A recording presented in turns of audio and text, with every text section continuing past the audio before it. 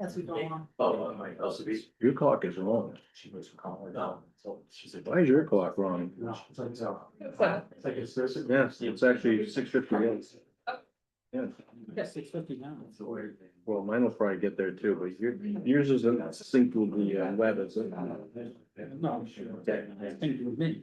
Or are you in sync with the world? What matches the clock in the car, which is, No, yeah. the interwebs have the answer. Always do.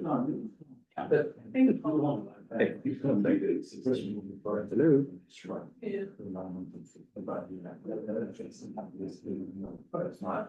hello.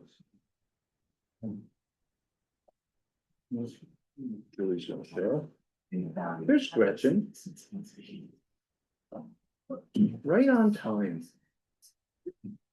And no place to sit. He's taking one of our pages. Oh, there's George.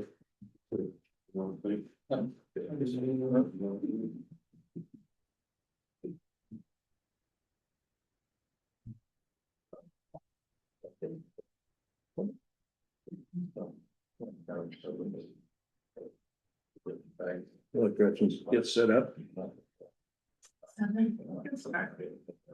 I'm okay. All right. No. All right, it is 7. Let's bring this meeting to order. It's the Newburyport Conservation Commission meeting taking place in the Senior Community Center boardroom and on the Zoom platform. This meeting is being recorded. First item is roll call. All right, Reese Champity. Here. Janet Daisley. Here. Steve Moore. Here. Barb Riley. Here. Dan Warshall. Here. Julie Gottfredson. Here. And I am here. First item is 082nd Street. Prince Boateng, Stog and Stone sauna. Do you have any idea whether they're gonna come tonight? No, they indicated that they'd be here, so they're not here now unless someone here is associated. So I think we'll have to move on from that agenda item. Okay, Since we just got their latest communication today, yeah, say we're gonna continue it?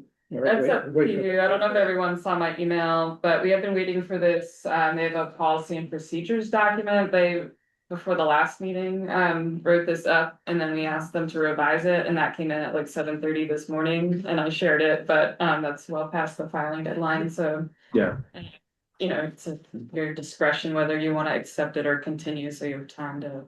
I didn't have time to look at it. yeah, it's taking that time. Okay, yeah. There was site plans they haven't done.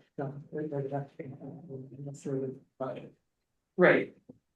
Unless, I don't know if they were gonna ask to condition that, I'm not sure, because they're not here No, to. they're not here, so, we wanna continue it?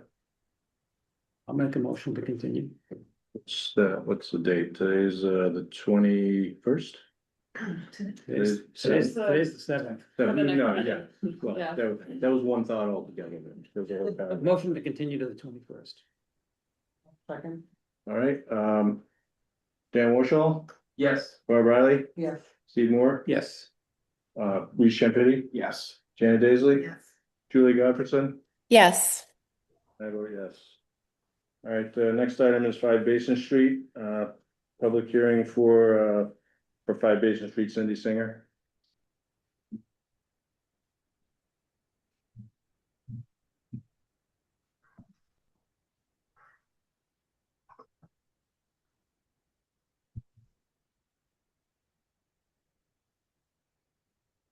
All right. Chairman, members of the commission, Tom Hughes with Hughes Environmental Consulting, and on behalf of Cindy Singer. I've uploaded some things and I apologize for first uploading these in the Apple high efficiency image format, which. Oh, that's what that is. Yeah, you actually have to, depending on which version of Windows you have, you may have to download something from Windows in order for it to be incorporated into your photo browser, and then you can look at it. But Anyway, so I converted it to JPEG and I also put it into a PDF to make it easier. So I could rotate them so you could actually see them instead of turning your head to the side. No. So Thank you. there's a couple things. One was, the client sent this picture, which is not abnormal, just ice that kind of rams up into that area, which is one of the reasons for those vertical boards on the seaward side. We can go to the next page of that. So this is during, I believe during the blizzard of 78. This is a 1978 photo. You can clearly see the deck is there. The railing is what you see because, you know, Deck's underwater. deck's underwater. But it is there. If we go to the next page, this is taken more or less around the same time. You actually can see in the background the concrete block wall and timber bulkhead that used to be over there.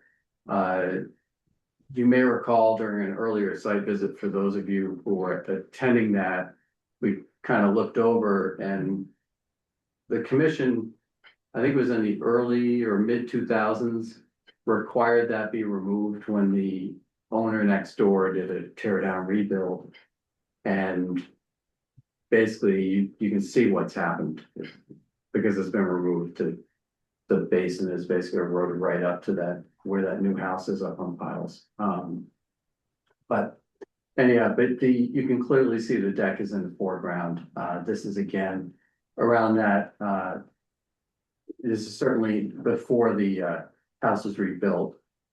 And I believe this was also, actually the next one I think is 1978. So this is around that 1978 era, again, sometime between 78 and 2000 when the house was torn down and rebuilt. And you can see the revetment, you can see the you know, the vertical wall, you can see the deck, the stairs, you know, all there. And this, when I got hold of these, it was like, this is way better than giving you an aerial image with me trying to outline what you're looking at. It then gets into, you know, seeing the pyramids on the photos on Mars or whatever you want to do when we start getting into that. I see things other people don't. So very clearly, this has been around for a while. And then if you go to the next, I mean, that's another picture. This one is from the neighboring property with that wall still there, and you can look, and the deck we're talking about is the one to the right. In that image, you're only seeing a part of it. So this is from the neighbor to the south. Again, with the wall that was ultimately removed as part of it. So anyway, so that gives you sort of the historical part. For the vertical boards in front, to prevent a kayak from both going in headways and also to keep the larger chunks of ice from getting under there, because even the helical is not going to withstand that kind of ice impact if it really is coming on strong. The boards will at least give some buffer there.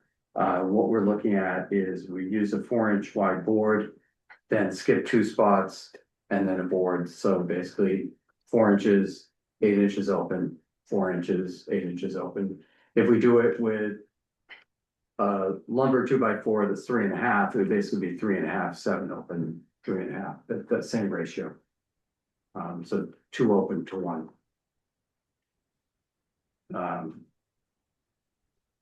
We also,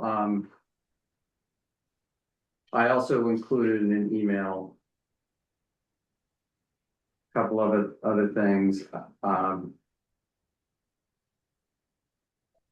the plantings, within the voids, because as you may recall, in the replacement deck, we're trying to lift a little bit higher, use through flow decking, and it will extend slightly further landward, but it will come up from the south and shorten its width. So we'll be uncovering some revetment at that southern end. And I indicated in the last hearing, we're willing to try to plant in some of that when we get up above the high water line.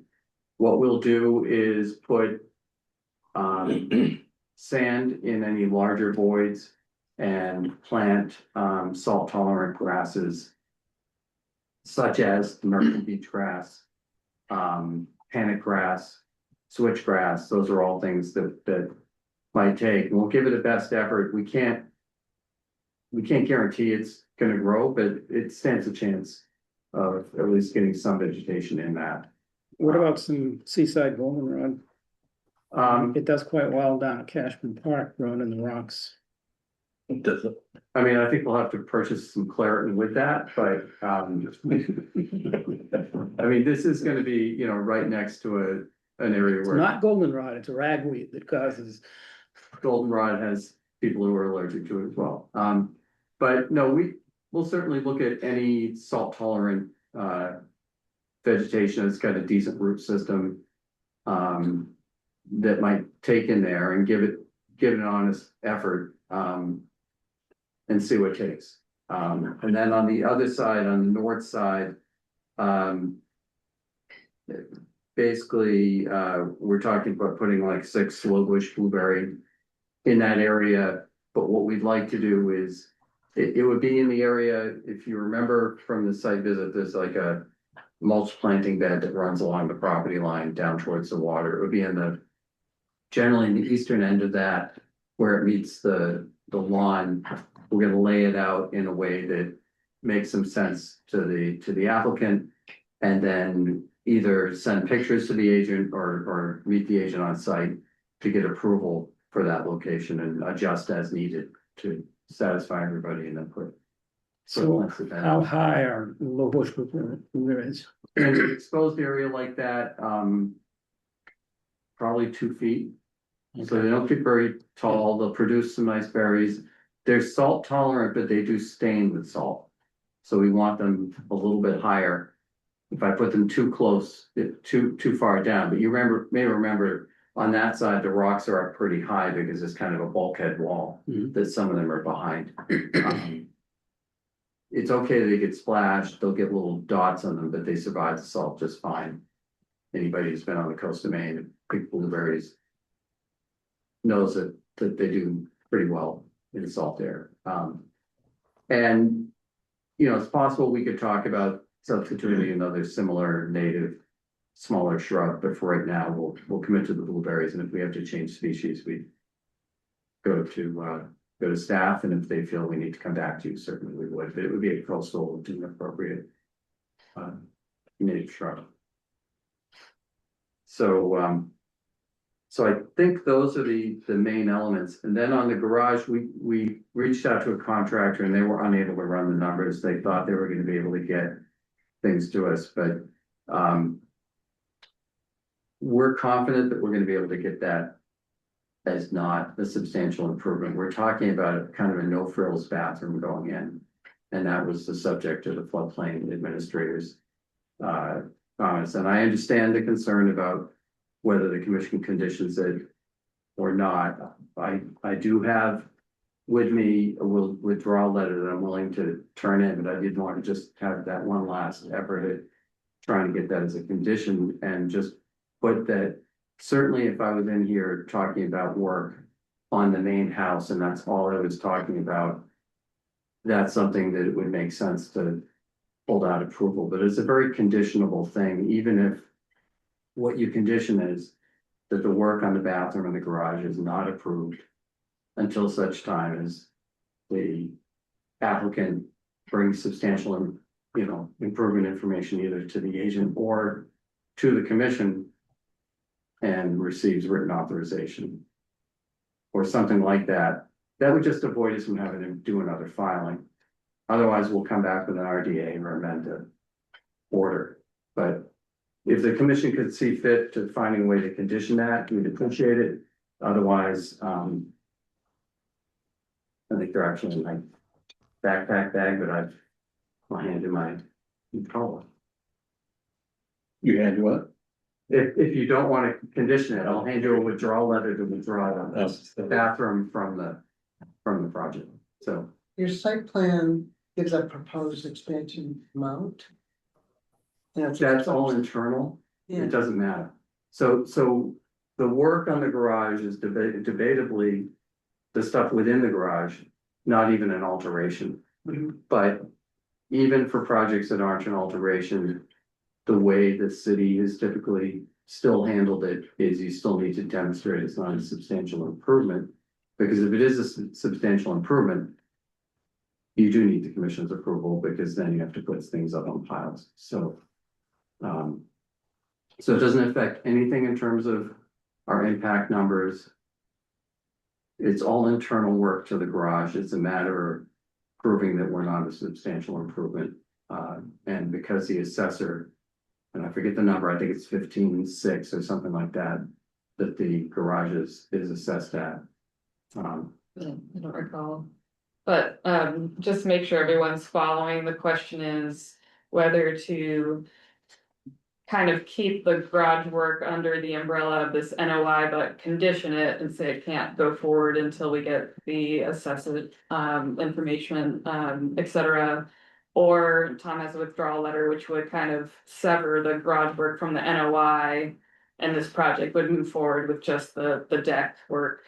And the garage would have to come back later as an RDA. I think as far as the regs go, they're both valid legal ways to proceed. It's more of a strategic decision and what the commission is comfortable with, but those are the two options for the garage. Julia, I know you had some comments at the last meeting. Do you? Yeah, I have a question. So Kelsey, you just mentioned that both ways of proceeding are legal, valid ways to proceed. To me, having the commission vote to issue an order of conditions on a project that includes an element that has yet to be actually approved in one way or another, it feels like we can't approve that. When you issue the order of conditions, you're approving project plans. You can't then substitute out something and say, if something changes in the future, this will be allowed, or maybe not, within one order of conditions. To me, that's just like asking for trouble, and it's not a clean permit. I think that's a good point. It's definitely I think it can be conditioned, but it, in a way of looking at it, is a risk. And I think it's a big strategic question, and it's definitely a valid course of action to say we're not comfortable with that and we're gonna require you to come back later for the garage work. I mean, I think if the garage work had been approved by, like, if we had let's say we had all of the information from an appraiser or from the contractor, and we had an estimate in front of us that gave us an assurance that yes, it was not a substantial improvement, but it had yet to be like gone through the process with building, or it had yet to like be approved by zoning, then I would feel comfortable because we have all the information so that we can say, yes, this is approvable under this order of conditions as is. But we can't even say that. So that's why I'm so struggling with how we could even condition it. It's just, to me, that doesn't work. Can you come back and we amend the order of conditions afterwards? So you don't have to refile and all that? Yeah, so the two choices, and I would like to at least take a stab at how you might write a condition that I hope addresses Julia's concern, and I do understand it. We would either come back with an RDA or an amendment.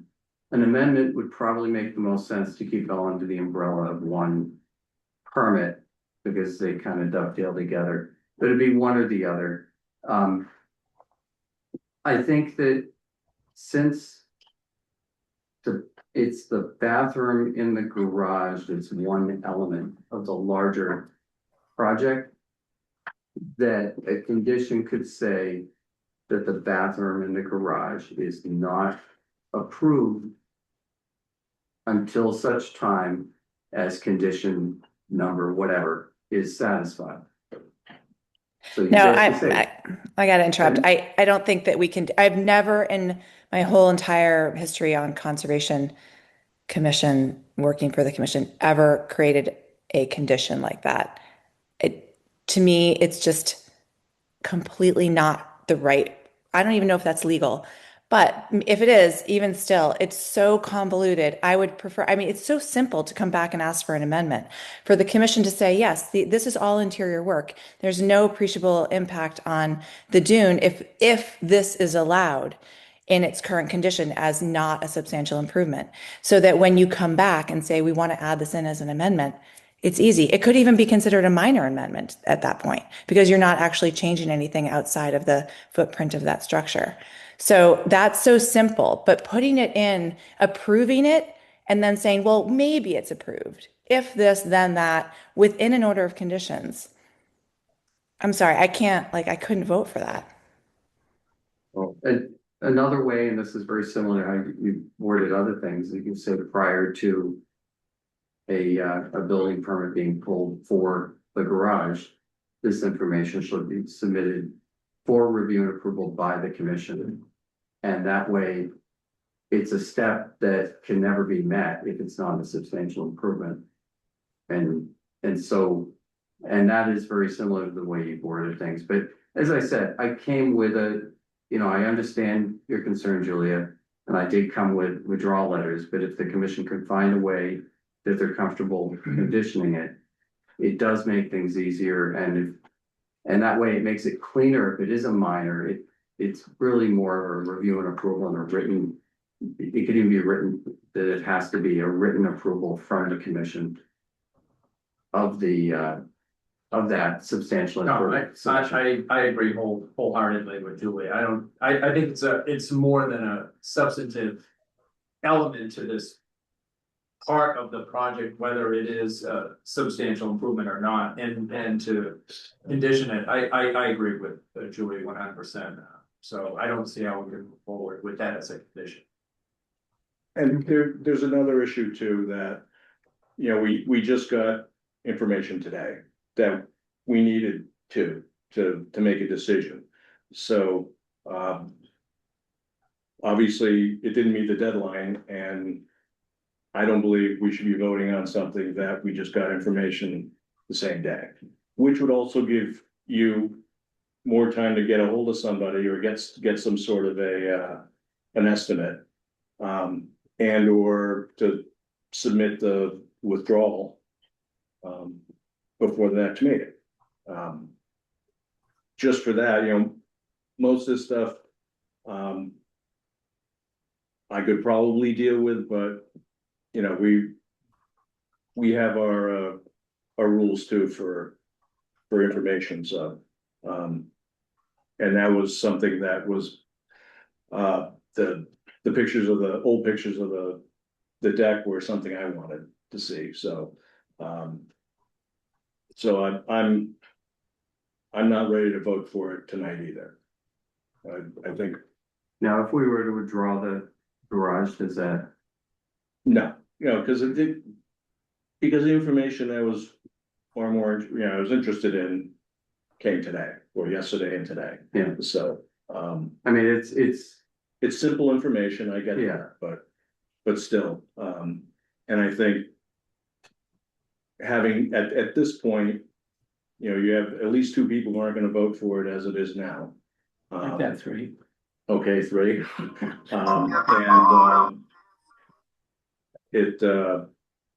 Yeah. I'm happy to give you 2 more weeks to Yeah, contractor has to. get a contractor and to clear this all up. Yeah, I mean. I think the applicant, I think would rather not have the garage be anything that's holding it up, and the photos are pretty straightforward, like, did it exist then or did it not? And there's not much Mhm. more to them. I understand that.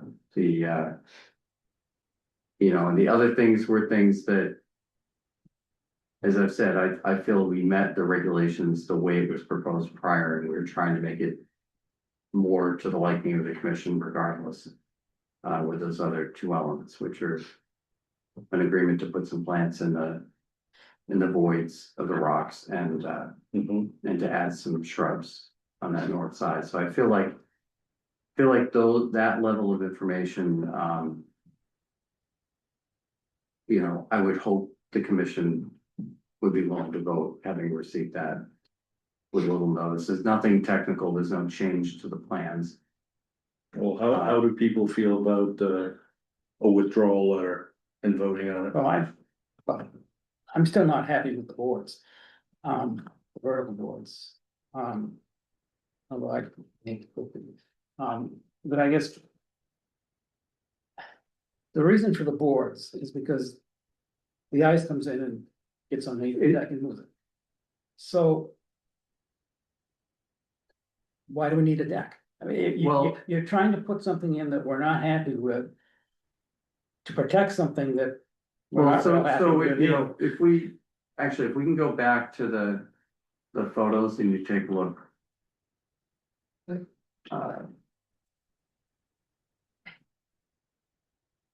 So if you take a look at the old photos, I mean, this thing has had. Vertical boards, like, go back to that last one. So this is the way the thing. Has been, you know, since. You can see the vertical boards are in there. The issue of. The vertical boards came up during the permitting in 2004, I think it was. And there was the concern about the reflectivity and erosion of the beach in front of it. And yet, since that time, the beach has come up over the base of the revetment.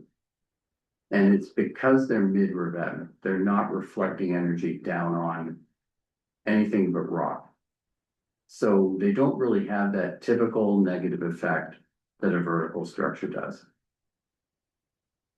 We initially, and the applicant would like to keep them the way they are presently, because that keeps everything from going underneath there. And it's much more comfortable bringing a kayak up against it in the summertime, and it keeps all that ice out, and maybe, you know, a board or two gets knocked out and they get put back up. In a bad ice winter, but it's easily maintainable. We went to 50% thinking, well, that's pretty similar. And you guys asked us to open it up more, and we evaluated that and came up with the most I think we can open that up. It's still a vast improvement over current and historic situation, but again, the reflection issue has not been a problem at that location. And it really should be based on, you know, we have sort of the evidence of what's happened over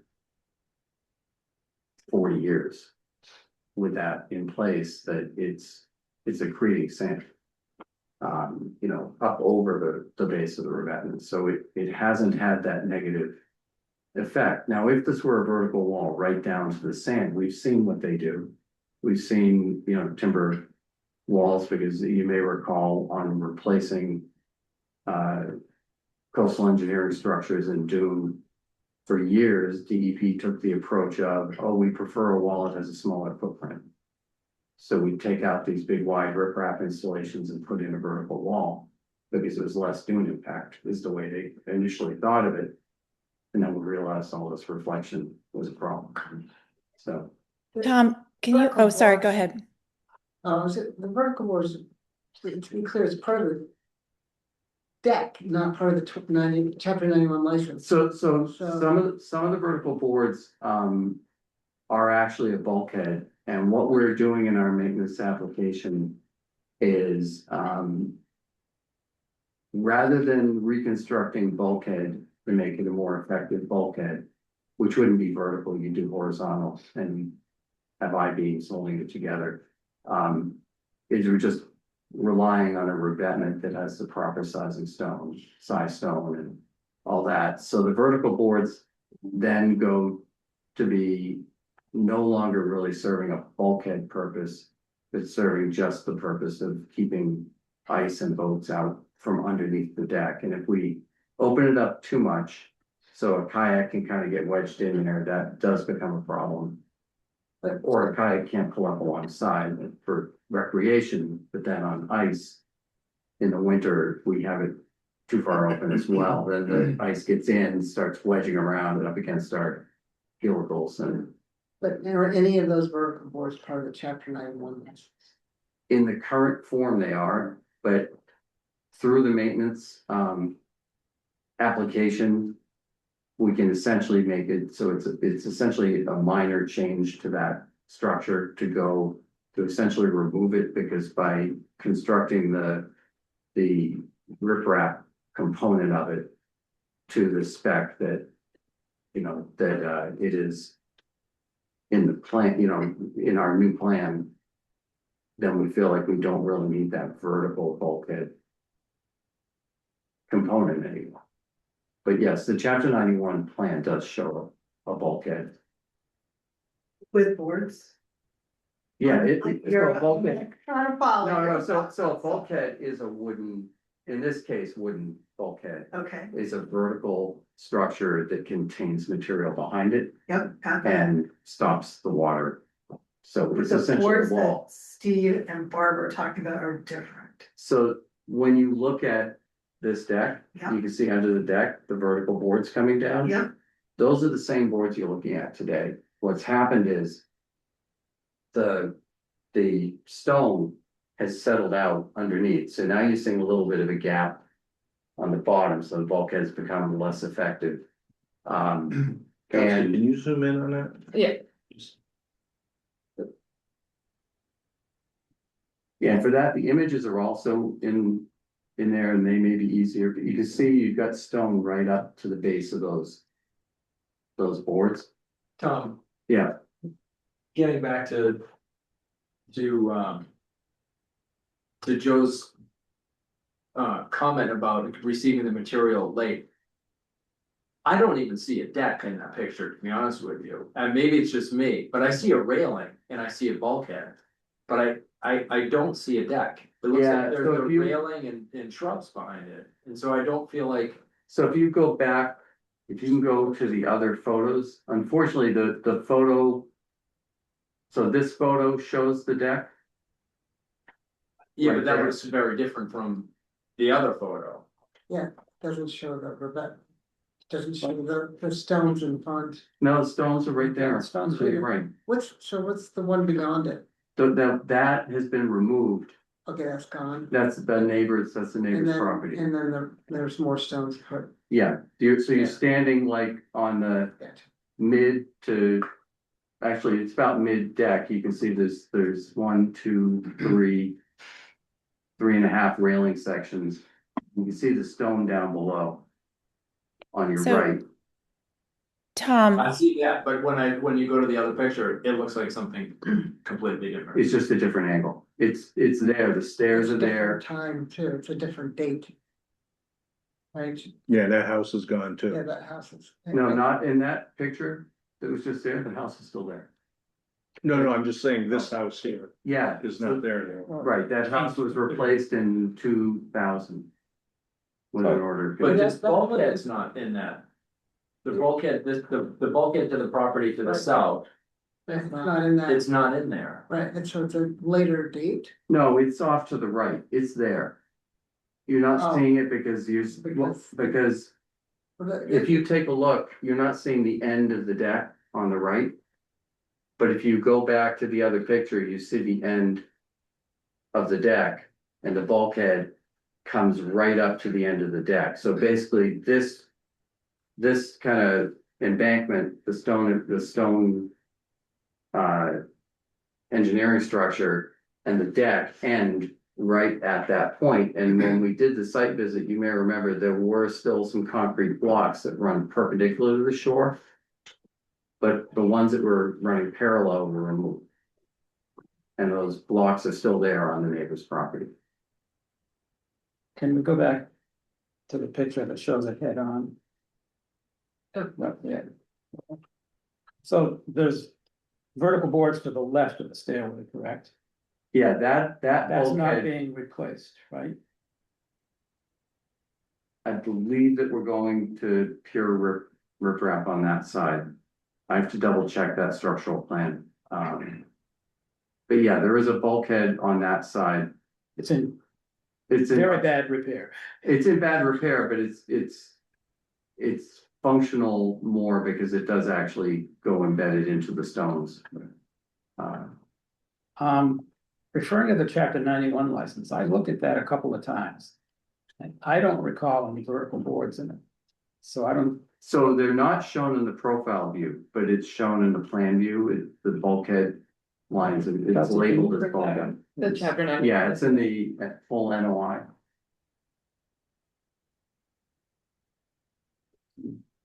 So Tom, are you asking for a permit to like replace a pre-existing bulk? I'm getting so confused of the way we're talking about this because So you're describing this as a pre-existing bulkhead situation, but the application is for a deck on top of a revetment with planks coming down. And then is there like is there even an So- argument as to how that meets the regulations? It's very different if we're looking at replacement of an existing bulkhead versus what is shown in the NOI. So if we can, first, let's take a look at the license, what's in the license, if we go to the license plans, and I'll get to that question in a minute, Joy.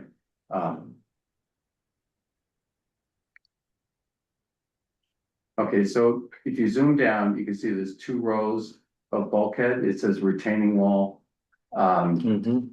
And I think somewhere in there is the word bulkhead, it may be in the license itself.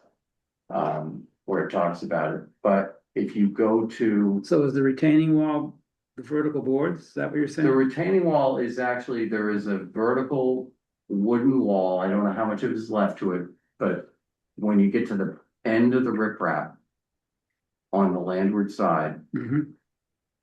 in there buried is a vertical bulkhead wall. Okay, so that's completely different from the vertical. And we boards are that not proposing to do that, we're replacing the stone in front of it. And we're using, sort of more engineered techniques to build that, we don't need a bulkhead wall, or shouldn't need a bulkhead wall behind it.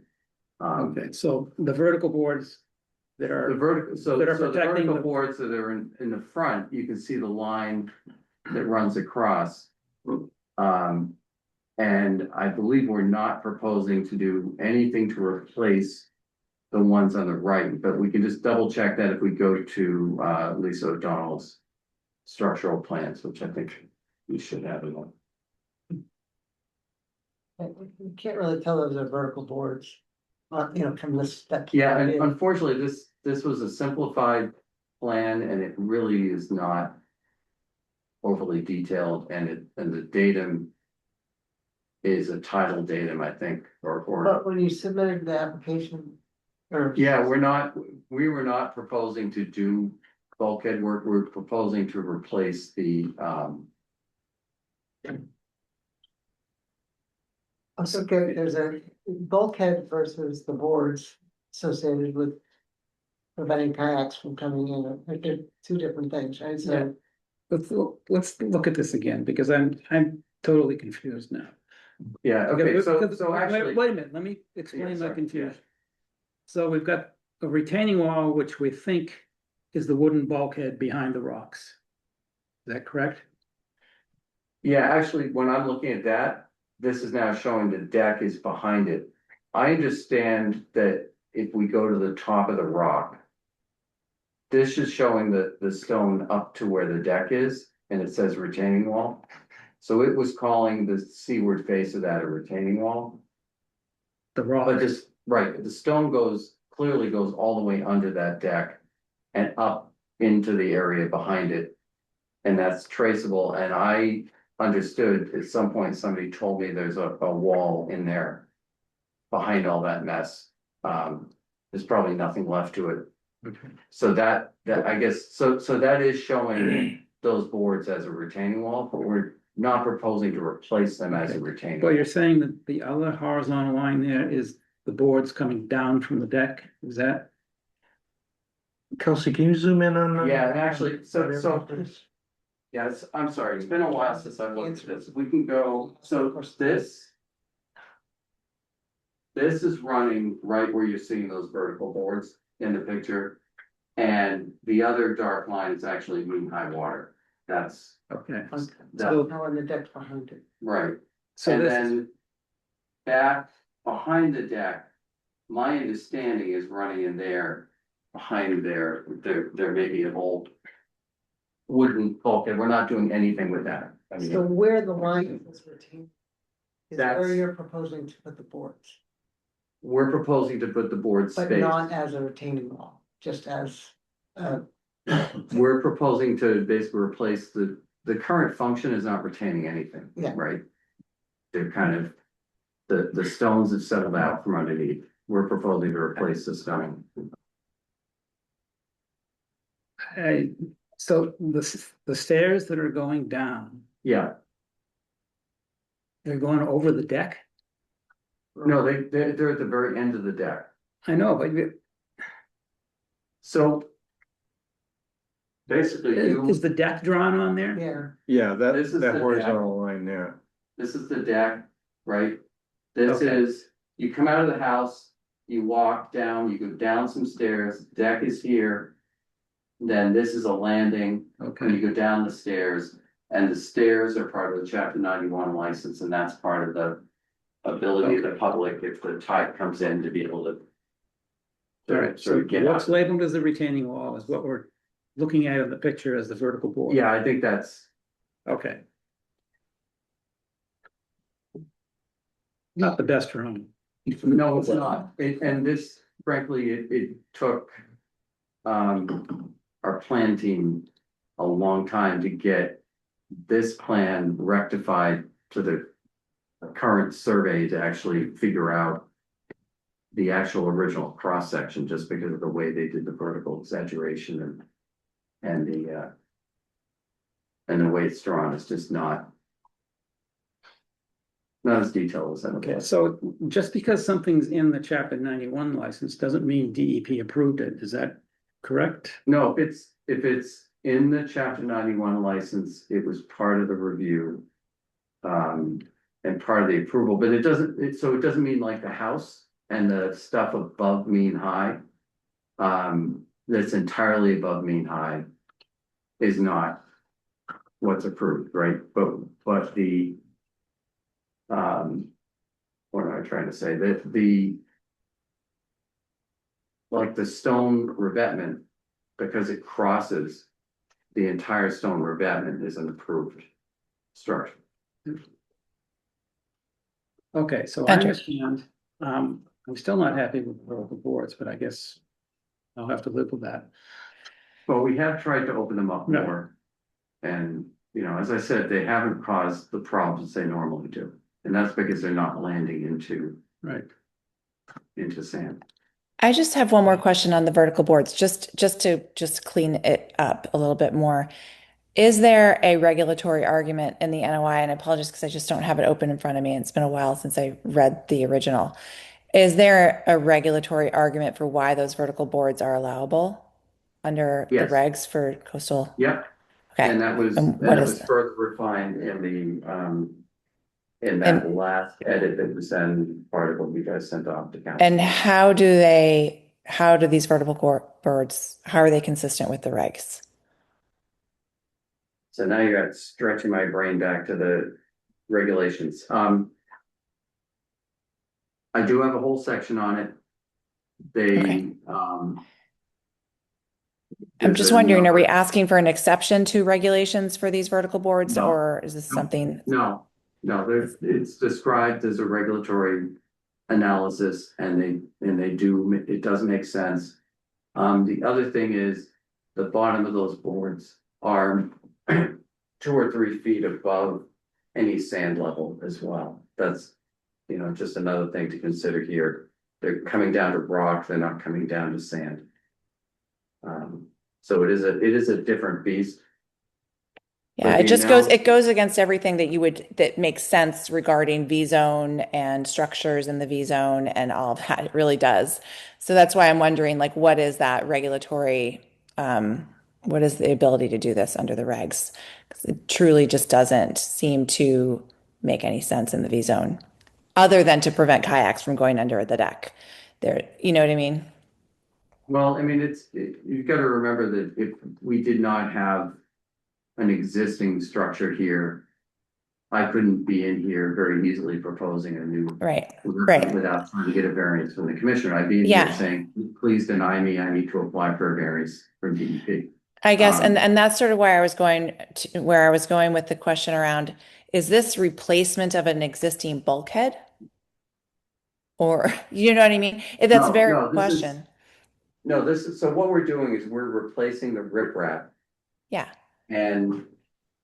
But you we're were referring basically- earlier the bulkhead, you know, when you look at the bulkhead, especially in present conditions.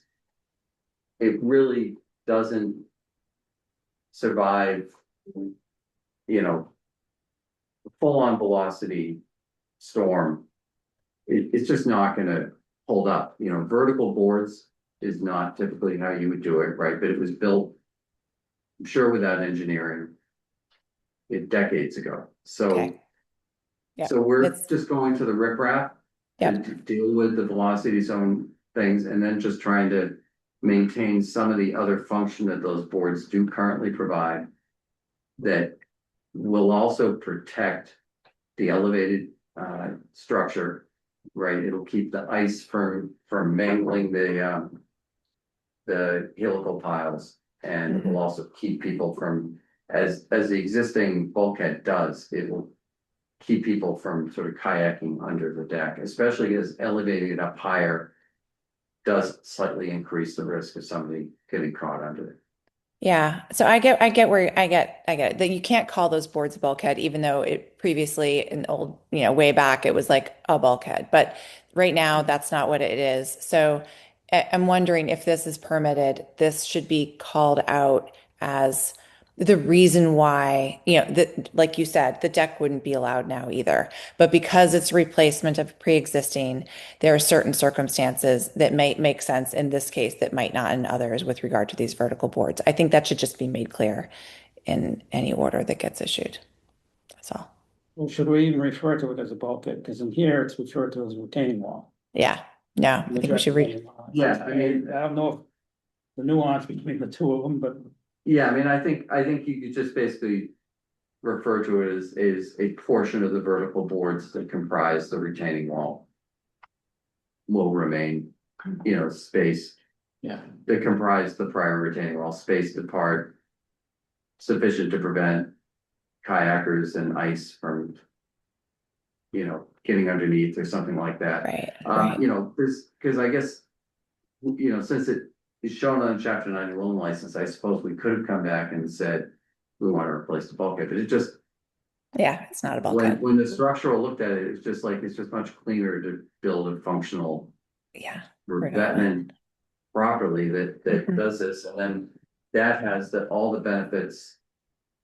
I know in Massachusetts talking about the benefits of a hard structure, it's controversial, but I mean, a revetment with open cell does diffuse energy and it does send it in multiple directions.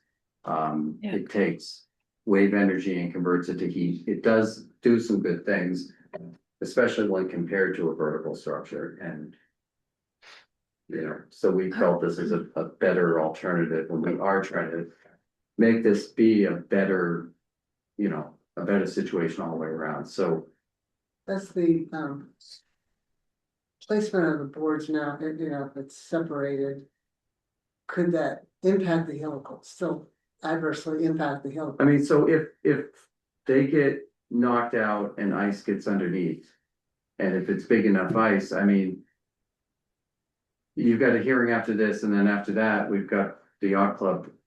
And, I don't want to mix my two clients here, but they're here because ice took out really big piles and damaged them. And those of you who were on the sidewalk saw how big those piles were, and the metal piles have got. Well, Okay. my question is, Yeah. will it damage the helical piles just for the decking? Or will it have impact to the license structure?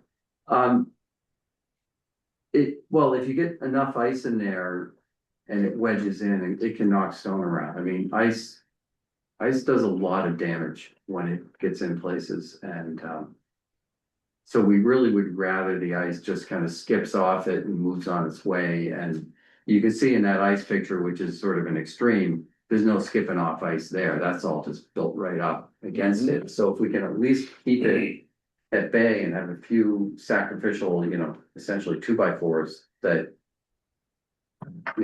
keep it from doing that kind of damage. You want to use 4x4s instead? Yeah, well, I mean, 4x4s, or, maybe, maybe we should investigate whether they should be a metal thing, but I mean, but the spacing will be the same. Yeah. And the idea is to just try to keep that stuff out of there and,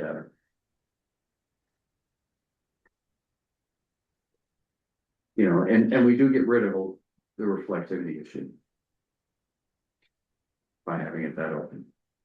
Yeah, I can say a lot of my confusion with this project stemmed from the fact that there's so little riprap there that you get confused on what lines are what's where.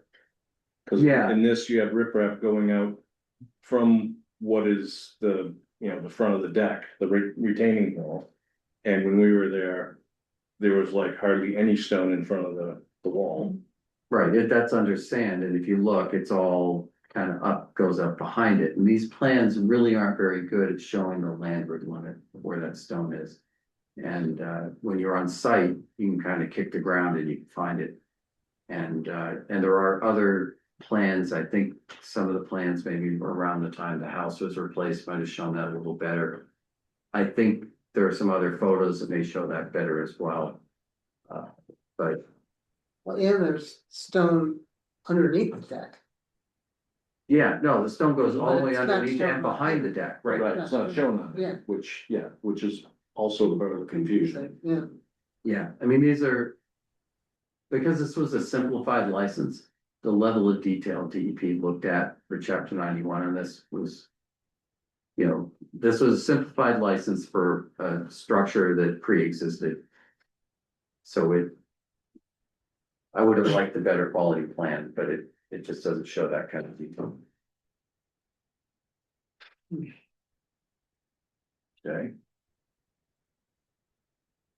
I think we're still in agreement, and we would like to continue in hopes of getting a contractor's estimate in 2 weeks. Yeah, I mean, I'll tell you the applicant, I think the bathroom is like the least important thing. And it was just one of those, what else do you want to do here while we're in getting a permit? And doesn't want it to hold up. If that's the only thing holding it up, then Well, if that's the case, would they just not do the bathroom at all? And then we don't have to worry about it. well, I don't know. I mean, I think they'll get a. Porta potty. So the problem is we don't have a contractor chosen, right? So to ask somebody to go and do an estimate, which we did, right? But they weren't racing to get it, I guess. well, you do have a document to rescind that part of the request, right? Yeah, I've got it. It's actually in the backpack. I think that's the question that the folks Yeah, want to let me that, just grab that. if they got rid of that. I was just trying to avoid them having to come back and refile. Well, that's fine, well. Whereas if we postpone it 2 weeks. And they have an estimate. We can have Yes. them, or we can either approve it or amend the order of conditions. And that's what I would be prepared to hand over if you guys want it. It's just It basically says, we draw the bathroom and the garage from the project and. it's the outdoor kitchen. So Tom, do you don't think you'll get the contractor's estimate within the next couple weeks? We were trying to get it since the last, meeting, Because it was there. and Julie, I could, That's what I got in my minutes. you want, I could read this? Just, because Julie, I know you're out there. and I Sure. Have it to put up, I basically said, dear chairman and members of the commission, the floodplain manager commented on the notice of intent that the proposed bathroom work in the garage needs to demonstrate it's not a substantial improvement of the building code. This is largely due to the low valuation the assessor applied to the garage. The bathroom as proposed is nothing fancy, and we would expect it can be demonstrated it's not a substantial improvement. However, we do not have a contractor on board yet, and this work is entirely inside the garage, so we hereby are withdrawing the bathroom from this notice of intent. Once we have a contractor on board and have the documentation to demonstrate it's not a substantial improvement, we'll file an RDA or amendment to the order of conditions for the commission for that work. And we ask that you proceed with the remaining proposed work in the meantime and issue an order of conditions for the project. But that's pretty simple. Mhm. not too fancy. Okay. And And how does that work for people? Yes. Works for me. You get some better Julie, that work for you? Yeah, so that's essentially withdrawing it from the project and then it could be it could be added back in as an amendment. And I think that's very easy. yeah, and I think with the letters saying it, it makes it easier to do it as an amendment, even though I don't think it's an alteration under the Wetland Protection Act, but I think then the record reflects that we said that was part of our, was RDA environment. Mhm. People are fine with that. I'm Okay. fine with letting go with the document submission today. I appreciate that. All right. Yeah. Yes, so Is there anybody in the public who wants to comment on this? Raise your digital hand if so. All right. I don't see anybody. All right. A motion to close the public hearing? Can I get a second? Second. All right, Lee Champity, Yes. Chad. Wait, yeah, I know you're gonna sit there and stare at me, right? Thanks. Appreciate Turn your it. name tag around. And how do you vote? Yes. Oh, good. Steve Moore, Yes. Bob Riley, Dan Warshall, Yes. Julie Goffredson, Yes. and I vote yes. All right. I Sorry, have to Chad. say, if I were to close my eyes when Reese votes, I would think I was on the zoning board. Well, yeah, I was gonna You say. know, you've got your father's voice to a T. All right, you answered my question. All right, all right then. What do we have for special conditions for this one? I had included some suggestions in the staff report. So these are not final, but just ideas. And this was prior to getting Tom's email today about the planting, so maybe we'd incorporate those details. The construction access, I think what had been discussed is that there's kind of a default plan, which is coming down, I think is at 64th Street, but if that were to change, you'd have to come back, if it substantially changed. If I think what we said is that's our default plan, but we still would expect that as a condition that we provide you with it. With an actual construction. access Right, that plan. was, yeah. Thank you for that. And you had mentioned as part of that, there might be a need for some addition of sand, so just the regular, that would need to be clean and compatible. I'd review it. The city has kind of a specifications sheet for sand on Plum Island. This also, I would replace with the language we discussed tonight. I called it lattice, calling out the right terminology, that's but bad. the Yeah. 50% open I wonder if it should be called guarding. guarding, yeah, vertical board. Hmm. I won't call it that. And then the perpetual condition, we might wanna think about putting something in there because, I believe this is a 19.9% expansion in footprint with all the project put together. And if it goes over 20% in our regs, that's redevelopment, it triggers more elevation requirements, we might just wanna make sure that's called out. But again, this was, not an all-inclusive list, so if any commission members wanna add or edit. This is just kind of to get the conversation started. I think it's standard in our Plum Island conditions that it's 2 growing seasons for plants. I've not been doing that as a standard, but am happy, usually that's written as any plantings have to have at least 75% survival rate for 2 growing seasons with photos and a report at the end before the certificate of compliance issue. Mhm. Not including the stuff like Can add in the that in. stones. Yeah. Yeah, I think if you just, for that, if you wanted to refer to, we did demonstrate due diligence. in trying to get it established Mhm. somehow. I'm not sure, show you that we put in the materials, provide photographs and, no evidence of spraying Roundup on them. But, Wait, I mean, go. something short of making it required that the stuff in the revetment. Yes, Julie? You're just talking strictly about what goes into the revetment, that's like a good faith effort, but we can't really guarantee that that's going to survive. Okay, I understand. Mhm. Yep. Yeah, the blueberries should survive. Yeah. Mhm. Well, didn't you start a database of some sort for the 20% properties that, We don't have a database of that.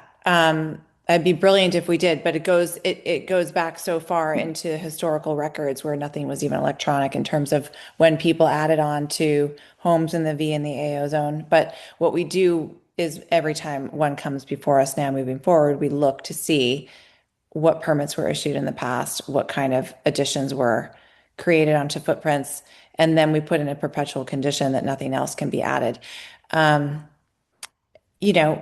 We could start a database of every property in the VNAO zones. We just haven't done that yet. Get on that, Kelsey. Yeah, I can start one. Just kidding. If I may, this, I think, was it 25 Basin, Julia, the one was a few doors down, Dr. Yeah. I can't remember his think of the name, but Yeah. super nice guy. They had that same condition, so if you just wanted to lift that. Right. condition, 25 Basin. Yeah.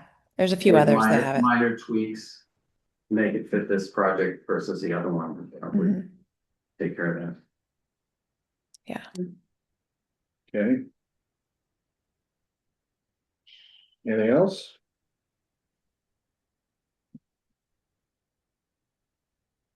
Okay, the motion to issue the order of conditions. so moved. Second.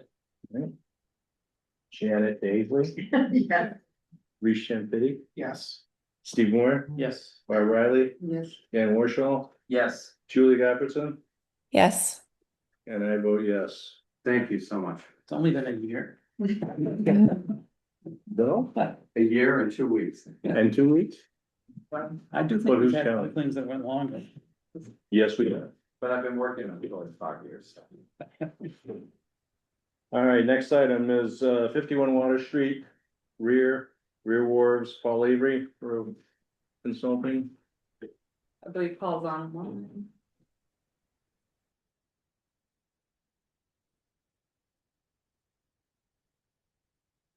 Yeah, I am here.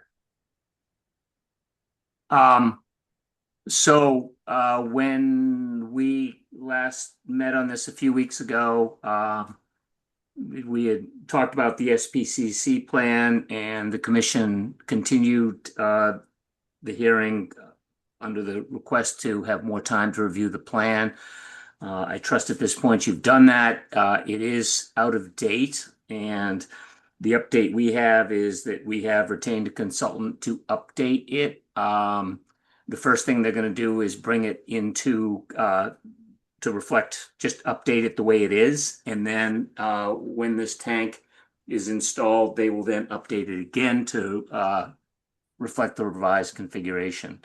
I don't have an anticipated completion date for the first part of it yet, not from them, but I would think that it would probably, best guess would be sometime during the month of May. And that's where we're at. I had one question regarding, we got the two tanks, we will have the two tanks with an active fuel line running through that gap and around. If there is a spill from the tank that is presently there, and you've got a new fence there, how are you gonna get there to remedy that? You've got a gas line, you've got a fence, and you've got close quarters. Well, there's a fence around the existing tank too. So that's important to have for security. There's a lock Right. gate that's big enough to get into, and then there are bollards, protecting it from incidental collision if somebody drove through the fence and hit it, that kind of thing. And that's it. So basically the access in here is through the fence. If for some reason this was a catastrophic fill and you need to get some big equipment in there, you just would cut the fence open. It's just like chain link. It's not like a I major know, but wall. what about that active fuel line? What, Well, the active fuel line Right. is it, that's in the way of getting access to where the spill has occurred.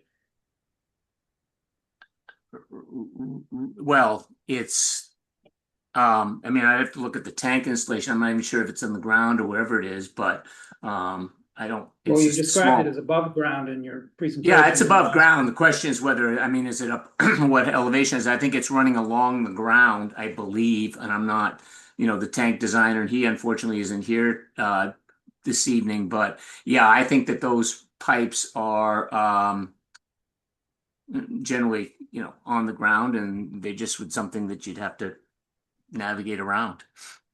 I mean, they're not very big, they're only a couple inches.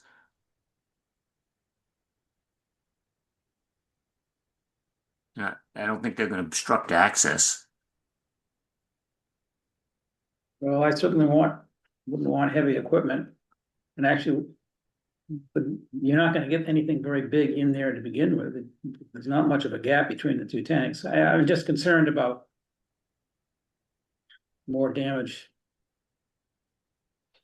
Maybe you can address that in this document that we don't have. The updated SPCC plan, sure. Yeah, I'm glad to hear that you're updating the plan for, for the existing operations. Will it be done before you start?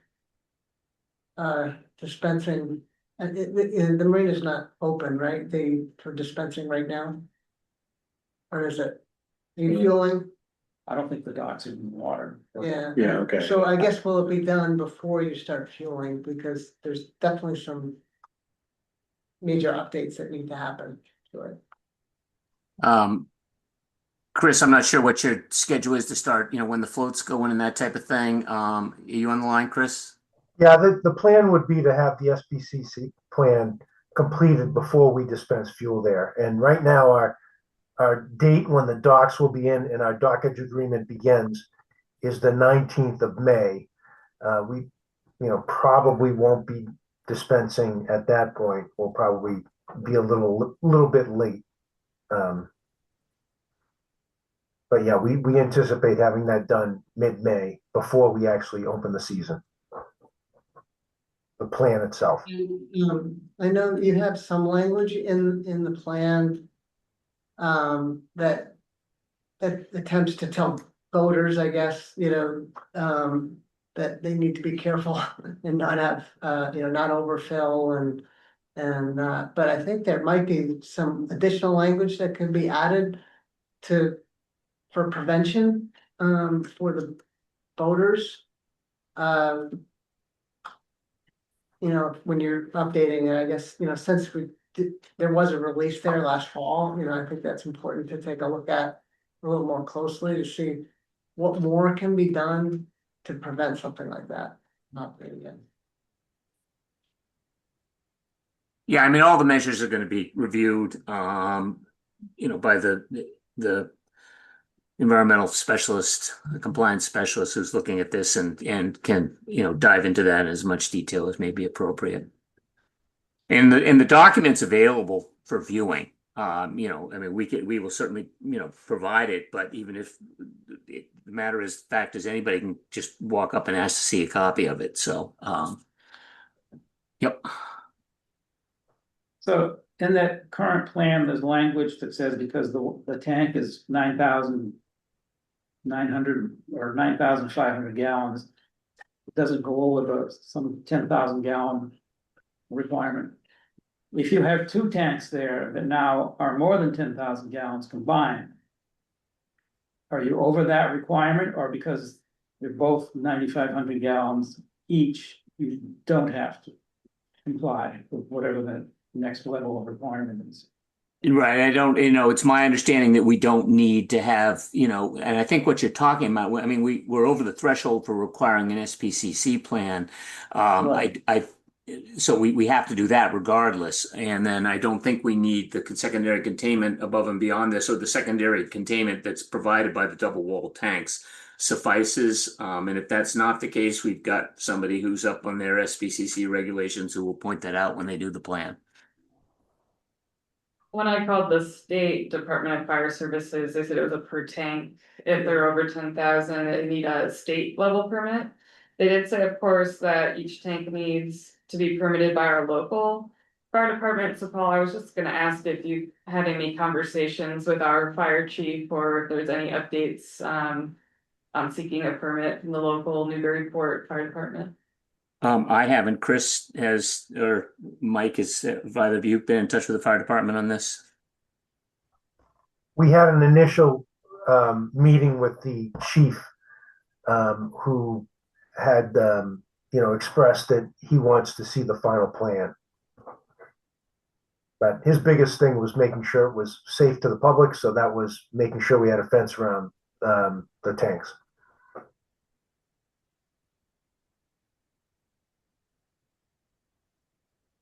Okay, I mean, I think the Conservation Commission isn't an authority that has jurisdiction over the spill containment law. That is separate, but I do think the commission has broad authority to protect the Merrimack River as a surface water body and riverfront area and in a flood zone. So as far as having concerns about spill response and containment, I do think that is within our authority to kind of gather information about and require, we can't require the SBCC plan per se, that's overseen by another body, but to set conditions that would maximize or minimize, the risk of a spill.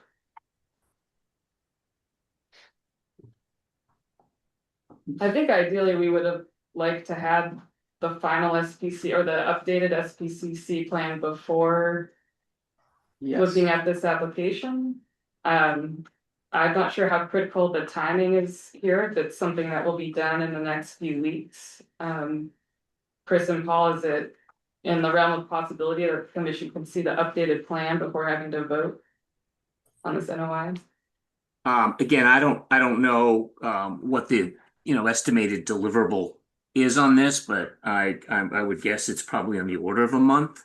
I don't know where that leaves you, Chris, with respect to ordering equipment and things like that are a critical path to getting this installed. So that's my view of it. Chris, Yeah. if I may, regarding any leaks between the tanks are Hey, Mike. separate. Mike. This is Mike. Yeah, I'm sorry. Can you introduce yourself, please? Yeah. Yeah, I'm sorry. My name is Michael Trask. I'm from Hall Trask Equipment Company. I represent the equipment that's going to be going on site. Also, my engineer is working over this project as to making sure that all piping and equipment is installed per NFPA 30, the current fire code for installation of these tanks. The tanks are separated at proper values to meet the fire code. Also very serviceable. If there was a leak, I don't know if the word like a major leak was said. I know that the impact was talked about with bollards and things like that, but the all leaks and everything, all the piping is completely serviceable. The actual installation will be far more serviceable and maintainable in the format that it's going to be installed in. Everything is visually inspectable. The way it's going to be installed, everything is very, very serviceable. Regarding the pardon me, the last concern that was put out there was timing, I think, Paul, is what you were talking about. The equipment has quite a long lead time, so we would like to get the equipment on order. I know that we have to go through this process, but the equipment, does have long lead times, and we're trying to make sure we stay on a pertinent timeline for the customer here.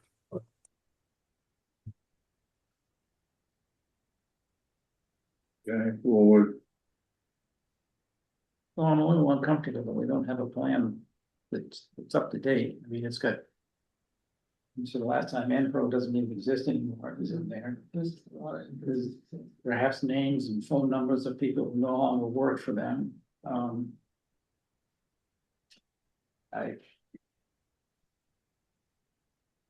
don't know. I'm not an expert on this things. I think we'd have to match our concerns with the performance standards for the resource areas, which I think we can do. This might be an instance where the commission wants to gather more information or take the time to go through the current SPC plan and match it to the performance standards. You can always condition things, but that gets into the conversation we just had where conditions are also a risk. They're not something that you have in your hand for the day you're taking the vote. Well, so, I mean, other than the fact that some of the contact information is outdated and you've had now, I think, 3 weeks to review this plan, are there any specific concerns or comments on the plan or that the commission makes the commission uncomfortable? I mean, the phone numbers are wrong. Yeah, we get that. Okay. And I think M.Pro is the contractor and they're not around anymore. So the thing clearly needs to be updated. Those types of details are not correct anymore. But if you look at, what's going on here, what the measures are, we've got the spill detection systems, we have the procedures on how they're filled. Are there any of those questions here that are really, how this system operates that the commission is concerned with? I mean, I guess my concern is some of those details because it's direct reflection on response. It's not, the SPCC plan is, I think every bit of it, you can argue that it's related to protecting wetlands and the surface water. So, to say that, oh, it's just the wrong phone number is, well, if you're going to be calling an entity that's going to come to help clean up and they don't exist, that is innately a problem. So I think, and that's for the current system. So, I mean, obviously you got to update it. I mean, if you're not dispensing any fuel right now, why not just update it to meet the new system that you'll be putting in? Well, I guess you have to do both, but. Well, we have to do both. Okay, so there's two issues here. One is that the plan is out of date. Okay, but we don't know when the tank is going to go in, and the way we're going here, I don't know when it's going to be. I don't know what the lead time is. So it may not be until well into the boating season. In fact, I'm sure it'll be well into the boating season if it happens this year at all. I don't know. Okay, that's not my decision, not my call.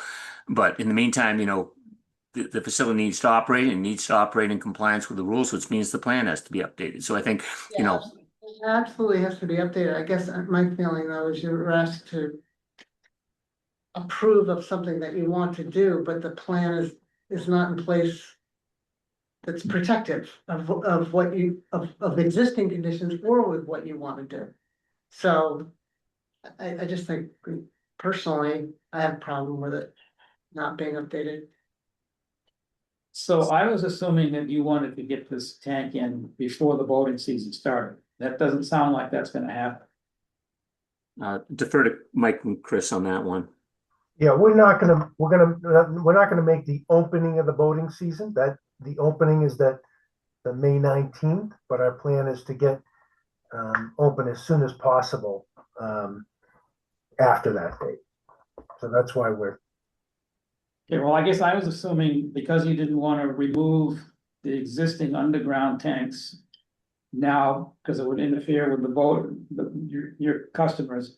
I was assuming you didn't want to, you wouldn't want to put this new tank in for the same reasons, that it would be in the way of customers moving around. Well, no, the underground tank, this isn't in the way. This isn't a traffic area here where the underground storage tanks is. It's right in the entrance onto the docks.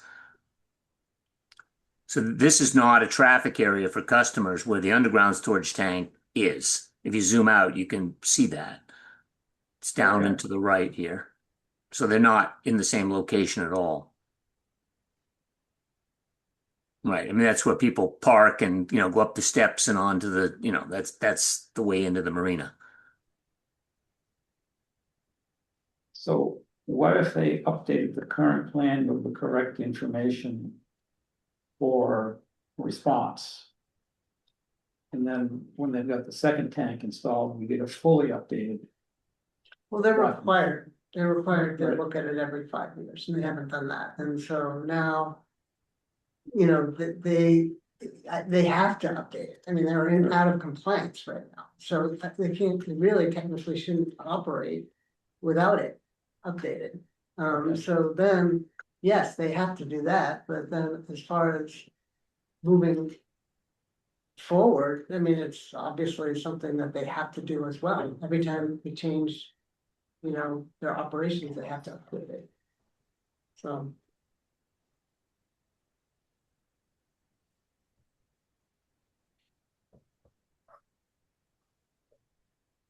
So, I mean, when they go and do the certification, I mean, they'll update the phone numbers and the contact and all that, but basically the professional engineer that comes in and does it is going to come by and certify and look at the whole thing. And, what have there been rule changes since 2010 when the last one was done? I don't know. There may be, so basically, there's more than just the clerical details on this thing. The whole thing should be reviewed to make sure it's in conformance with, current regulations and current best practices.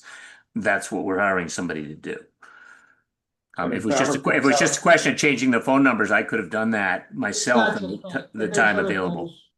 It's not just that, like, for example, because you already had a release. You should have looked at it at that time. What happened, there's forms that need to get filled out. That you need to keep with the SPCC plan. It's just actually following the plan, which didn't actually happen in some cases, that I can tell. So, I think that's what it's about. It's not typos, although there are some. It's not about, the phone number being incorrect. It's about response and making sure that, the river's protected. And so it's not even just about having a plan, it's about making sure you have the training and that, that you've got somebody on the dock, looking at the dispensing of the fuel. It's all the stuff that's in the plan that's actually getting done. And the fact that the plan hasn't been updated makes one think that maybe it's, some other things aren't getting done too. So I think it's excellent that you're gonna be doing it. But it makes it hard as a conservation commission to feel, or at least for me, to feel comfortable that, maybe things are being operated the way they should. So in theory, they shouldn't be able to operate at all because they have a 16-year outdated plan. Well, they need to update it immediately. Let's put it that way, and before they technically should, yeah. Just like they should have this plan in place before they operate their new tanks, right? So.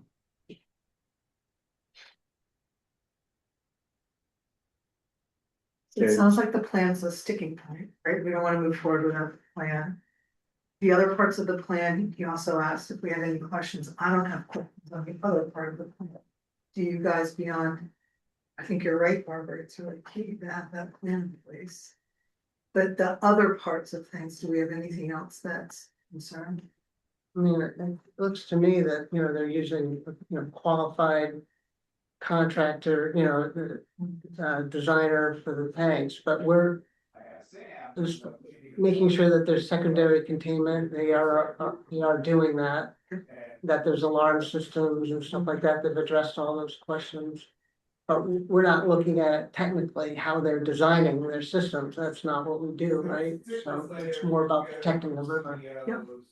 It sounds like we're not comfortable moving forward without having. I'm not, but that's. Is that, does everybody feel that way? Oh, you're But- next, Lou. Still thinking. I mean, I would agree that it's really important to have in this, we don't usually see projects that need this type of operation and maintenance plan. So it's a little different than asking for like a stormwater operation and maintenance plan, but we would ask for that, you know, as well too, as part of the permitting process. So I think it's consistent to require this here, given the location and given the materials involved, et cetera. I tend to think it might fall under the category of an exception. In that if they can provide us with that document prior to the construction, which it sounds like they would have to have anyway. Because it needs to be in place before they start dispensing fuel there. It seems like it's a conditionable requirement or approval in my mind. Because and I agree with you, Barb, that it's critical that it's in place, but it seems like that they will have to have it in place before they start dispensing fuel anyway. So I don't know that, for me, I don't know that we can, I wouldn't necessarily hold up the approval of the project pending that. Which we've done in other projects too. Yeah. Yeah, I'd agree with that. Right. I'd agree with that too, what Dan just said. It, you know, I guess I was wondering if Barbara's concern was that they had operated in the past because they'd operated in the past without an operational plan that had been approved. Is that what you were saying, Barb? That you need why should we have confidence that they're gonna get that done now? Exactly. Is there an organization that oversees the fact that this is supposed to be updated every 5 years and It'd be the EPA, in Massachusetts. apparently they're not on the ball? No, Yeah, apparently they're not on the ball. They don't have any employees now. well, that would be an audit situation, or if there's a problem, then they would, you know, they might come out and. Or an unannounced inspection. So. With all of that, cause then they couldn't install the new ones without.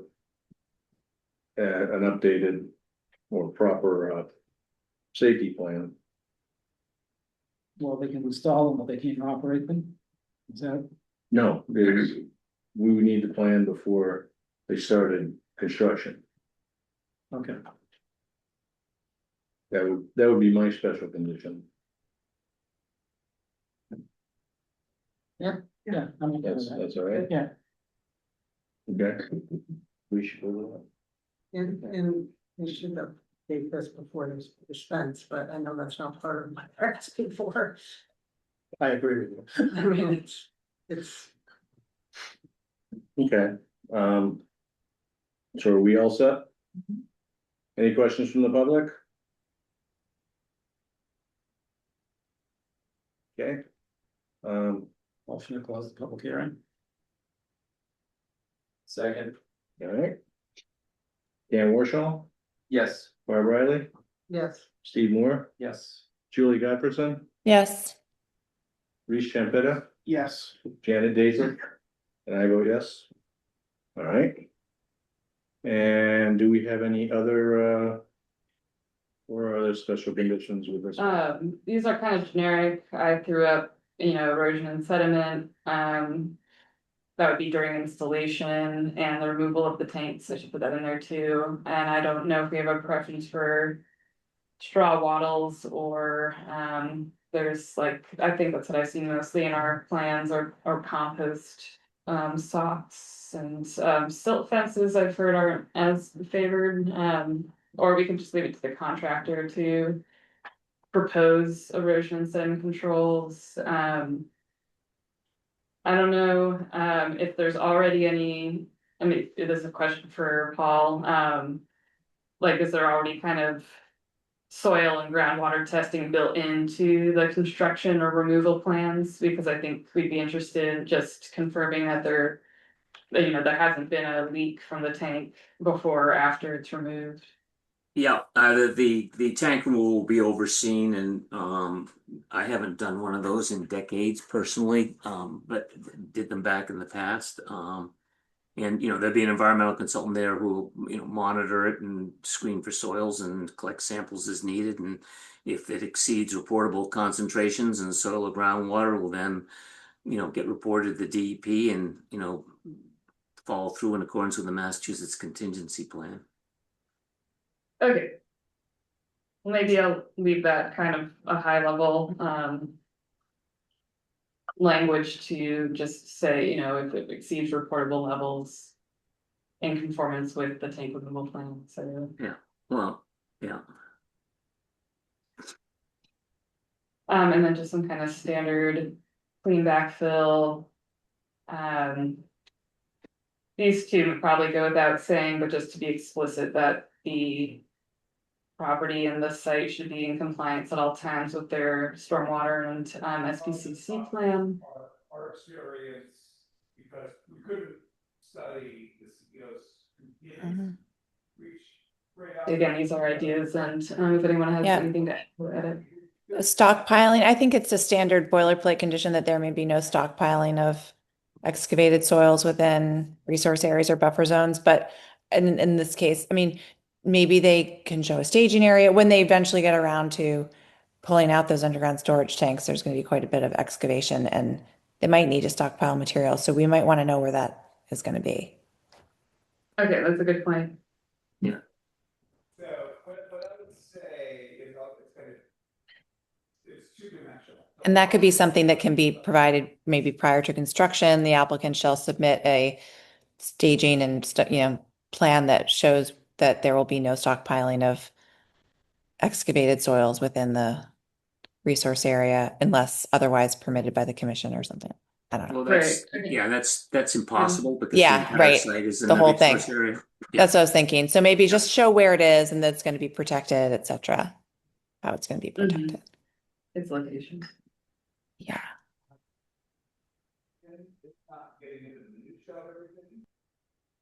All right. Will you be able to see the plan? Are they gonna provide us with a plan? Oh, yeah, this, Yeah, I didn't have that written up, Oh, yeah, but, I would like to Yeah, have but that the before. the- revised SPCC plan prior to construction. Yeah, Yes.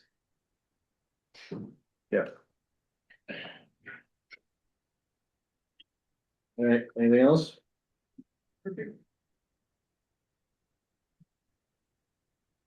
Motion to issue the order of conditions. Second. All right, Janet Daisley? Yes. Reese Champitti? Yes. Seymour? Yes. Bob Riley? yes. Dan Warshall? Yes. Julie Goffredson? Yes. And I vote yes. All right, thank you. Thanks. Thank you.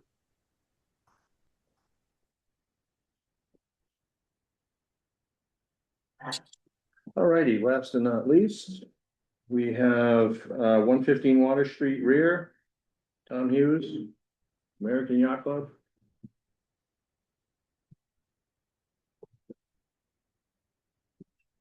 All right, finally meeting one. So, You can't start construction.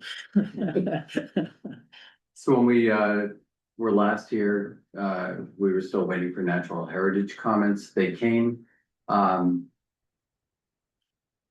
My first read of them, I probably overreacted a little bit to the language, but it was also written, I spoke with the analyst late at night because they've been working a long time, and the way it was written made it sound like we were gonna have to do an entire species protection plan, which generally means a pretty beefy document.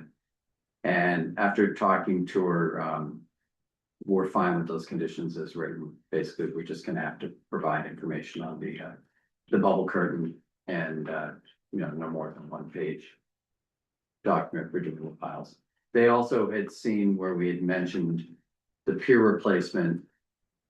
Although our notes were saying that was something separate, but saw that and they thought that was part of the project, so they'd written something that was a lot broader than what I typically would see on this.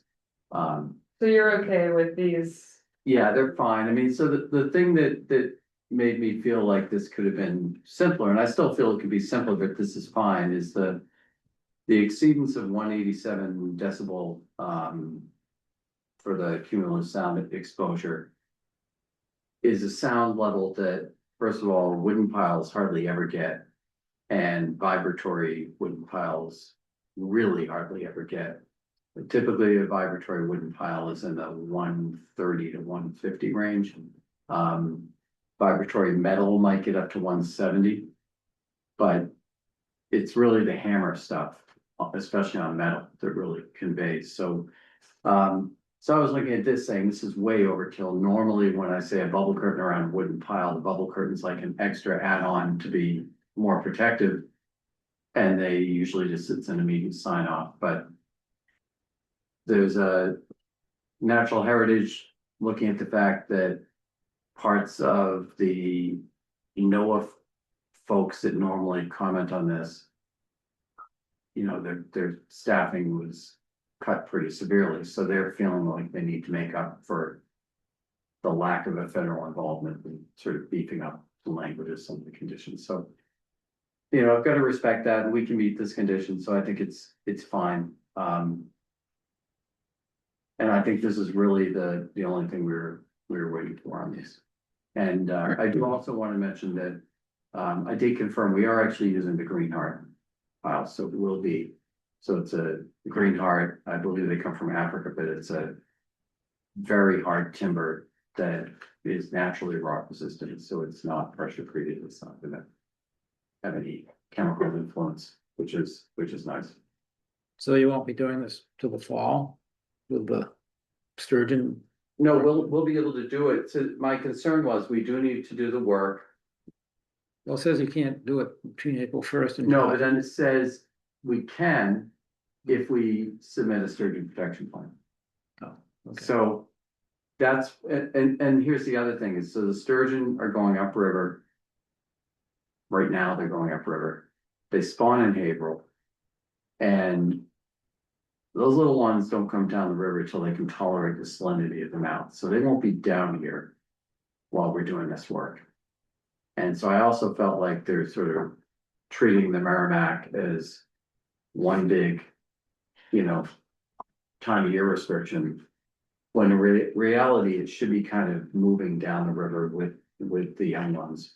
And by the time they get here, they're typically juvenile fish that will avoid disturbance of any kind anyway, unless you exceed that 187, and the really loud strikes can actually cause physical injury to the fish. So that's what you don't want. And it actually is very similar. I don't know if anybody saw the article, but they now know how the crew of the first submarine used to attack another warship died, and it's because their torpedo was a bomb on a 16-foot pole. Yes, that's right. And the impulse from that blast killed the crew. It's the same idea, right? We don't want to kill the fish.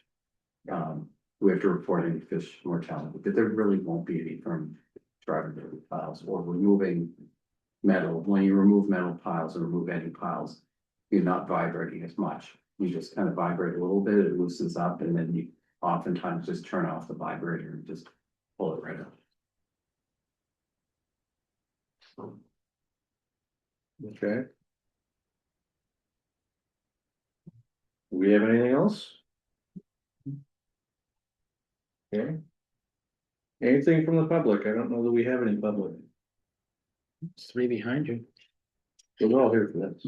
Yeah, I should have mentioned, so the American Yacht Club, they're basically here. The whole club? It's in first. All right, They're all here in spirit. They have representatives. Motion to close the public hearing. Second, All right, Dan Warshall, Yes. Barb Riley, yes. Steve Moore, Yes. Reece Champitti, Yes. Janet Daisley. Yes. Julie Godfreyson, Yes. and I vote yes. So we have those special conditions. Anything else, the usual. Yeah, I put some in the staff report prior to this coming out, and I think they're mostly superseded, the bubble curtain, I think, is probably. It's more detailed in the mass wildlife requirements. With a 5X CPO, yes, with a 5X CPO. Okay.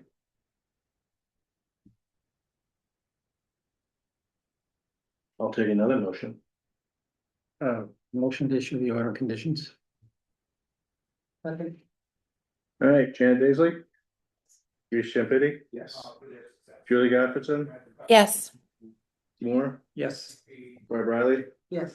Dan Warshall, Yes. and I vote yes. Thank you. All righty, Thanks, honey. thank you all. Just so, The, some people are out there.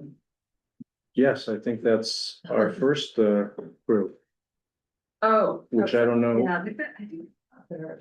Oh, okay. Yeah, I think they're out there. Yep. What do we do with already issuing a continuance? no, I think we were gonna do that. I don't think we can do anything, because eventually when we serve them the public, Right. for that, they have left. Well, it is an RDA too, so the public does not necessarily get any comments. I think we just got their stuff today. And we just got their stuff today, so. So. We've actually already continued your item until next week, or next meeting. Because we only got the information today. Okay. And it needs to be in 2 weeks before. Yeah, I think I 2 had weeks. originally asked for it, by March 15th. Is it 1 week? But in the States, Should- they use their discretion to say they'd like to continue it, to have time to review it. We took this up first on the agenda, so it was at Oh, okay. 7. Oh, yeah, sorry, I'm not in town, I was trying to get back. I appreciate you guys coming out, but the next meeting is in 2 weeks, April 21st. It sounds Okay. like the commission wants to read through the revised document and, hopefully we can finish it up. Yeah, assuming it has the stuff we need, and if it doesn't, we'll. We did respond to the questions from before, so if you have Okay. any more, just let us know. Okay, yeah, yeah, we will. Site plan or like a. Yeah, so there were 4 items. I'll get that in, Yeah. so we don't have to delay it again. Yeah, so You're saying you submitted the site, is that right? Oh, no, I'm not saying. Oh, okay. I'm sorry, did you say Oh, you- site plan? Site plan. You said you were gonna, in your write-up, that you were gonna put together a site plan, like showing where the demarcation into B zone is and. I wasn't expecting to do that for this. Like an official site plan, I was responding to the question of having a site plan by the fall. Oh, But we can certainly provide a Oh. drawing. I guess maybe I read it wrong, I thought that's, you were waiting, you were gonna. well, yeah, once you do a drawing showing, the, where the V zone is, yeah, Okay, we provided that before, so I think my understanding was, when you say site plan, you're talking about like a serious drawing from a professional You that. know what, I looked through it real quickly before the Okay. meeting, but I Alright, well- thought you said you were gonna do it, so I just. Okay, thought so- you were asking. if we have any more questions, we'll Okay. get those to you. Yeah, I think it would be helpful for us to know like what fidelity of a plan you're. Oh, looking we've for. seen fidelity that I can draw up in 30 seconds here. Okay. So, we'll take a look at it Okay, and we'll get back to you.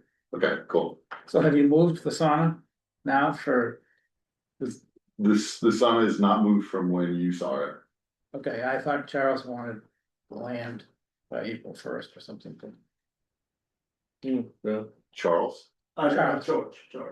Oh, George. Yeah, I thought he was gonna Well, get, they hadn't started their summer, okay, but it'll operation. be moving So soon. we're not yet able to move it because they're still moving the docks. Okay. They're putting their docks in like actually this week. And so we're actually looking for, or we were open to further direction. From you folks as well, and maybe in conjunction with George to make sure that like everyone. Is okay with where it ends up. Meet for the summer. Or, We're removing it for the summer. yeah, okay, yeah, so yeah, I think our. Comfort level would be. Out of the V zone. Which I think you're kind of on the edge on that. We're close, yeah. Because, you know, go landward a bit. Okay. Yeah, I mean, George has basically said that once we move the docks, you can kind of put it wherever makes sense in that parking lot area. Yeah. Okay. Okay.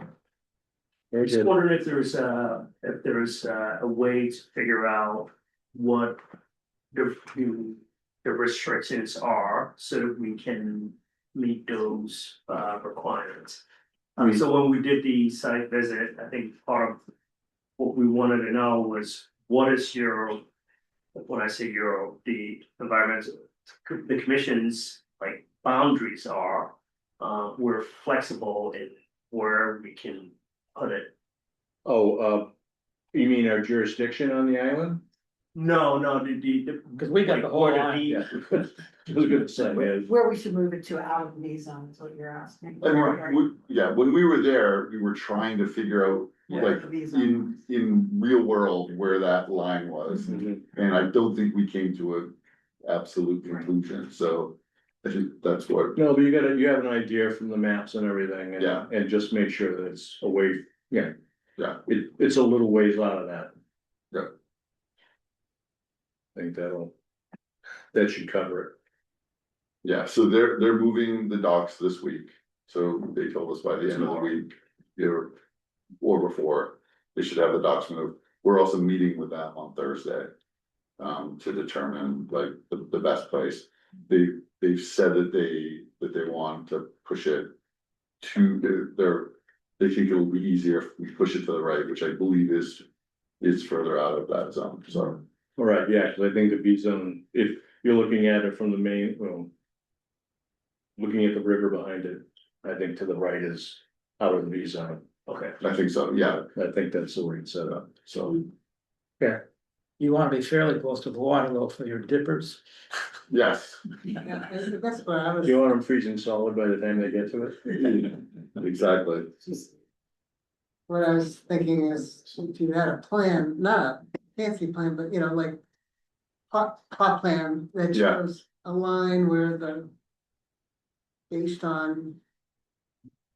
Available information where Yeah. that V zone line is, and then where your son will be. yeah, You know, I think that's kind of, But but I don't think we should dictate where it should Something- go. Something you can do. operation. If you go to the city website. You go to my map, we've seen that. you've seen that, that's gonna show you the line, you can. Get a document from that. And mark up the area where you wanna, okay. put the thing. It I just think seems that's like what we it's did not, before. it just seems like it's not agreed upon where the line is. Well, That's yeah, why good. we. It's within a few feet of where it shows there, but, we just prefer to have it as far away from. The dangerous zone as possible. Yeah. Okay. Yeah, I think we did that before when we were Dealing when with we were survey. predicting where we were gonna put it. Oh, yeah. And so we'll do the same thing, Yeah. if that's good enough fidelity. Okay, But yeah, using the city website, use that line there and then, that'll be a good, We can just push the delete button, that's where the line is, and then stay away from Well, that.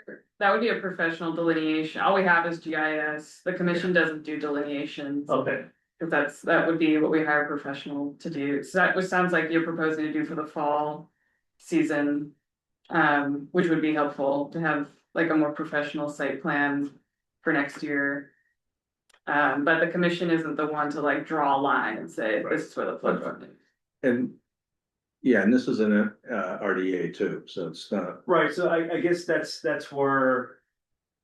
That's what the challenge that I see is, we. I thought initially we were doing an RDA to make a determination that. Doing an RDA, Right, you and don't- if that's not agreed upon, then we move to the next step of right, figuring out. It's part of the RDA. yeah. It's the part of request- the application is to show where you're going to be located. Yeah. Relative to the B zone and, buffer zone or whatever Okay. wetland features there are, and a lot of times, most of the time.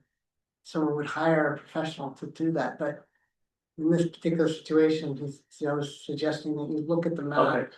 Take that and use it, because Yeah. it's not rocket science, Yeah. it's just, it's use what available information it is to put it on a plan. So that it gives it, we're not the ones dictating where it goes, Right. you're telling us. We Right. believe this is where the V zone is based on current information, this is Yeah. the source, and this is where we're gonna put it. I think Okay, yeah. that's, I know you want us to be like, oh, put it there, and Right, I I mean, think that's where we yeah. don't feel comfortable Okay, doing that. It'd be like telling a contractor to put their house someplace. We don't know what the operations are, we don't know anything of that, so, That's right. would it also make sense to, look at next year, so we don't come back in August? So.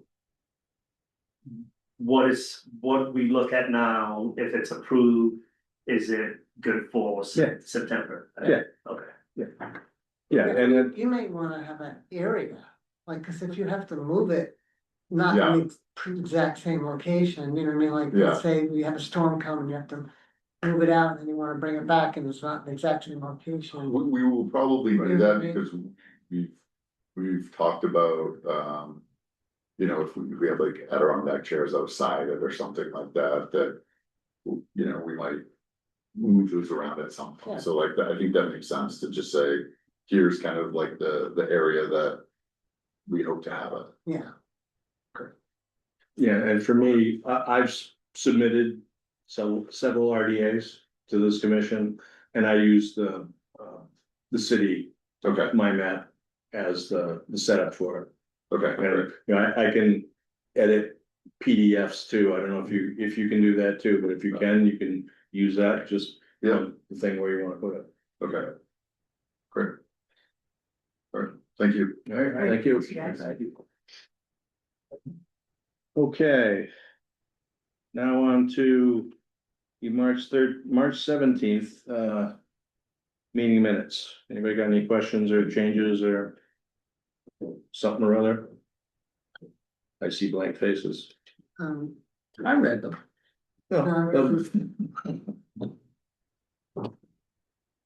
I did too. It seems to me there was something around the SPCC plan that was. I think, and that they would update it. I think I was questioning whether or not they were gonna update it for this meeting or not.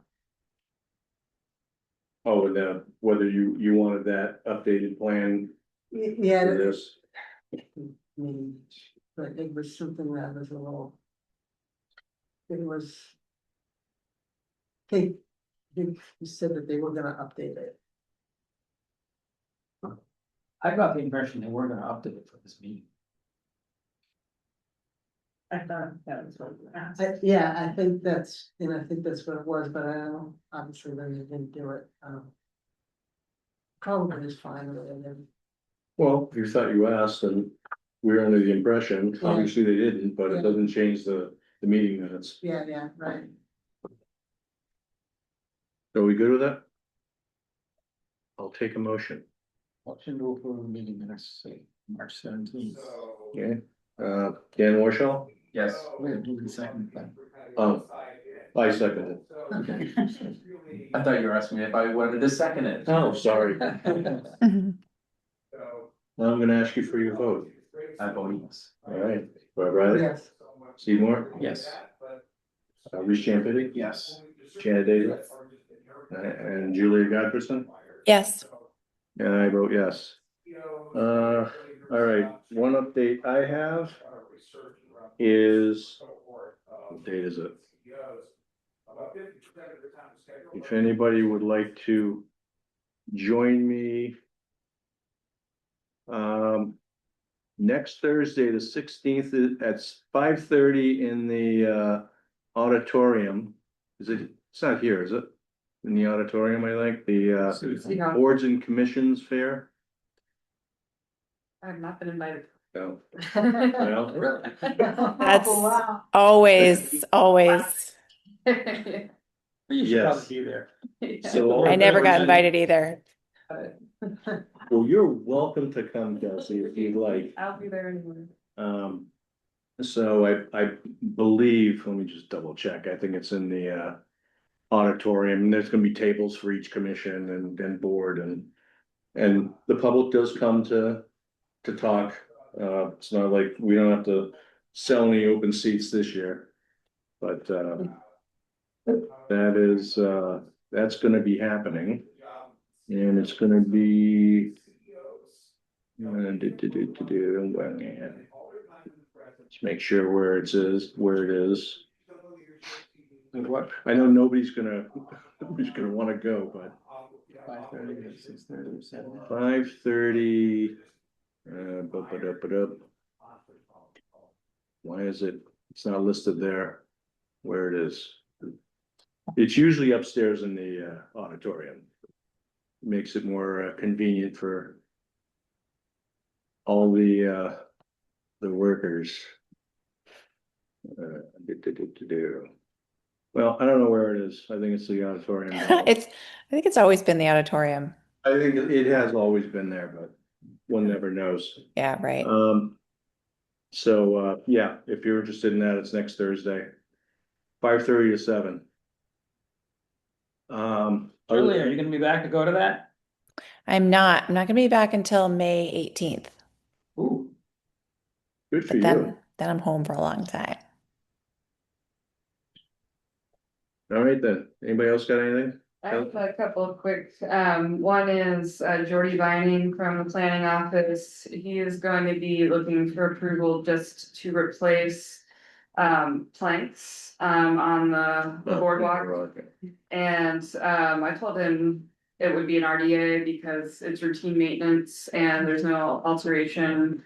He wanted me just to, he's nervous that he'd come in for an RDA and then we'd ask for an NOI. So I told him I would run it past the commission if anyone has concerns or would rather see that come in as an NOI. But because there's no expansion of footprint, et cetera, I think it's a maintenance RDA. Yeah. Okay. Yep. I'll Definitely. The second, I did send out. We'll have to surprise them. Yeah. Someone do that. You should, someone do that. As far as MACC training, a couple of weeks ago now, I asked them just to push out another invite to their online orientation to everybody, because I think some people got it and some people didn't. So if you didn't get that, let me know, but it's a good thing to go through, and if you do it and then email them and say I did the orientation, they'll give you access to their environmental handbook, which is really nice, and it's online. You get 3 months, I think, or maybe just 1 month of free access if you tell them you did the orientation. So if you We can Wait. access automatically. Yeah, I thought we were all supposed to have that. okay, That's Conservation Commission. as Maybe, yeah, maybe if you're not a commissioner and you do it, you get access, but I think we pay, that's part of our dues, is that every Yeah. commissioner gets. and everybody has access. Yeah, Should. I got a link to it. I know that. Okay, well, if anyone's interested in accessing that, because it is a really great way to get up to speed with a WPA or as a reference, so just let me know. Also, Alicia Galen, who's the Northeast Regional, district circuit rider for Mass DEP. She's doing a WPA boot camp on April 29th, which forgetting what day of the week that is, but it's an evening, like an hour and a half online. And it's open to commission members. So if anyone's interested in that, I have a link. I think it's on Teams. She is very good. So if you want a really intense hour and a half of Wetlands Protection Act, that's available. Yeah. Do you know if that like goes towards like certification. Oh, I don't think this does. I think it should, but I can double check. What, for max certification? Yeah, I think you gotta do the. Yeah. You gotta do the Yeah, fundamentals. the fundamentals, yeah. Oh, okay. Yeah, this is not a fundamental, it's just her own. But she is really good and she's good to get to know because she is our circuit rider and she can be so helpful. So, yeah. She's if very anyone's- helpful. Yeah. She was an agent for a long time and then a wetland scientist and now a DEP.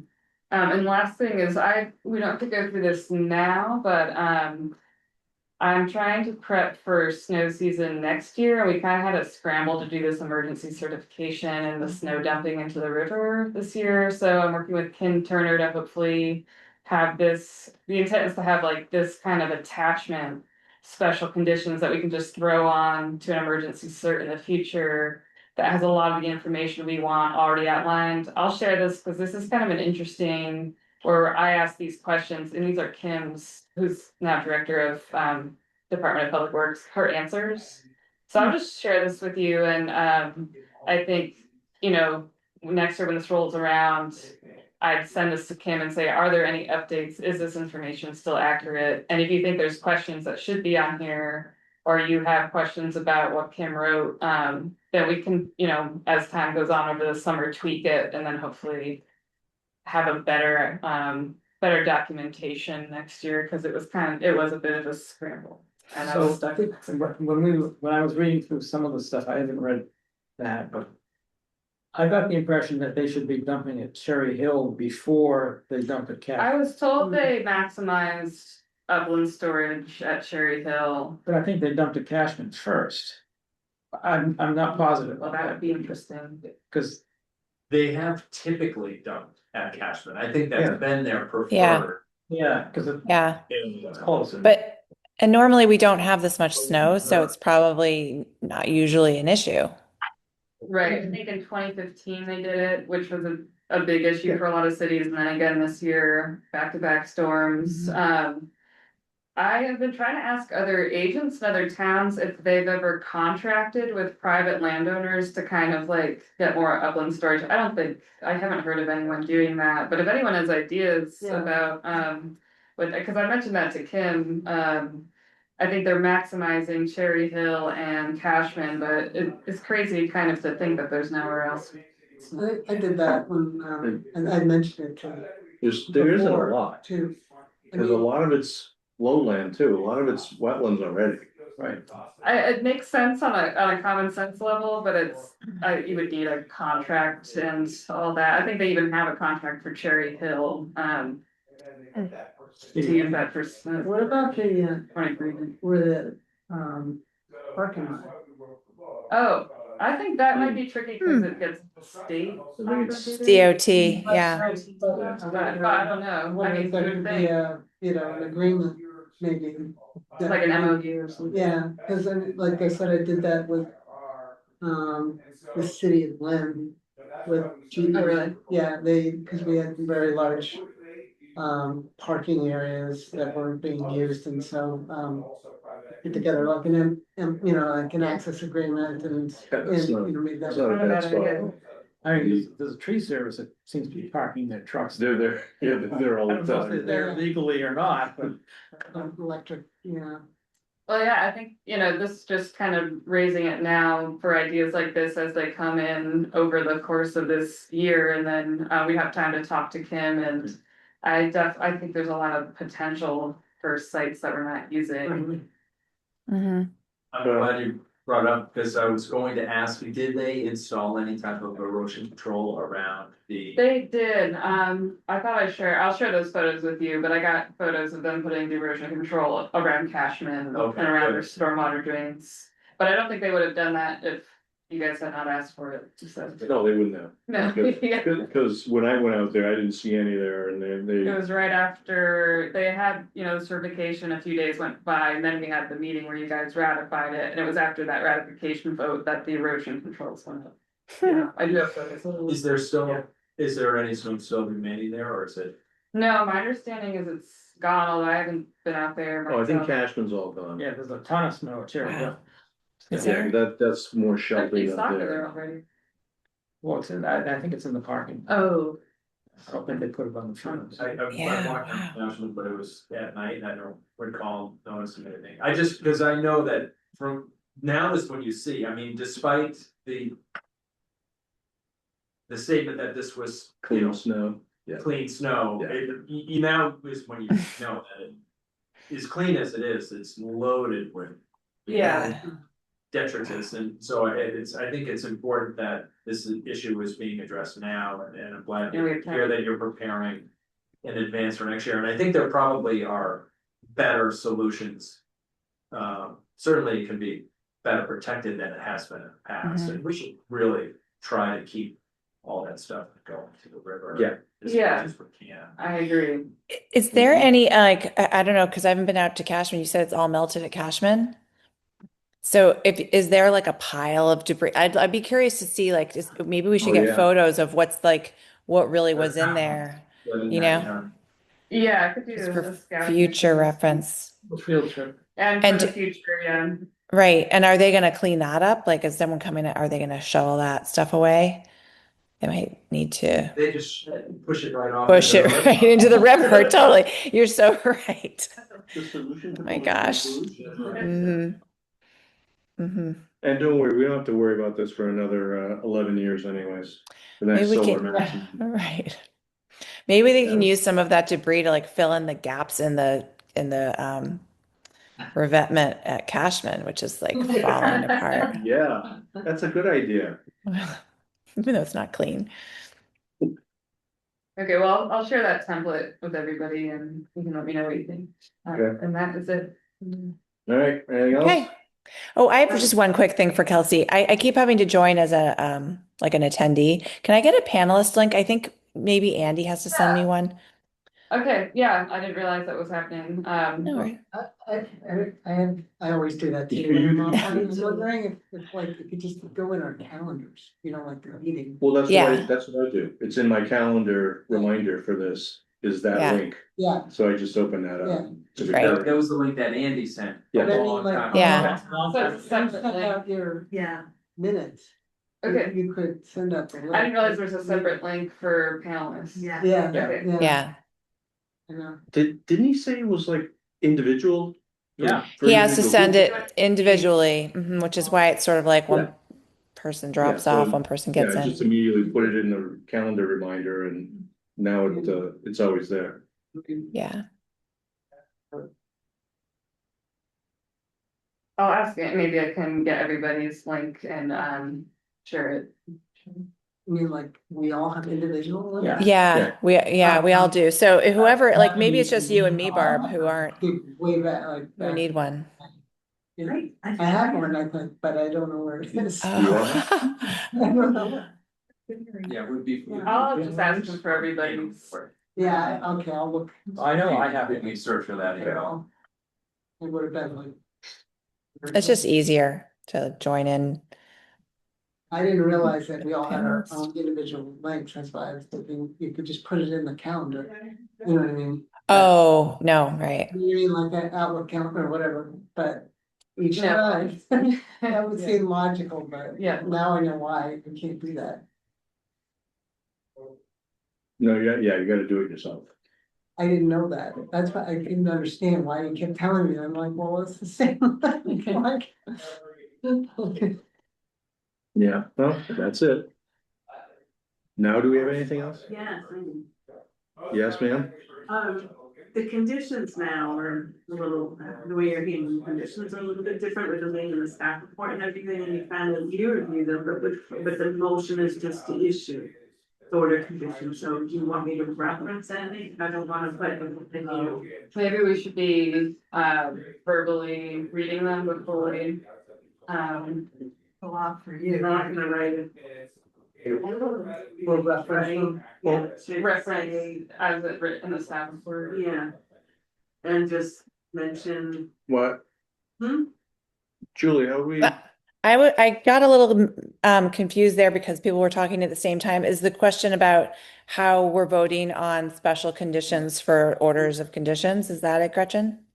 yes, because you should say the standard the standard Yeah. conditions and. Plus and ones that if we there had. was Anything else that was Right. different, Right. that pertained to the particular application, it was kind of Right. short.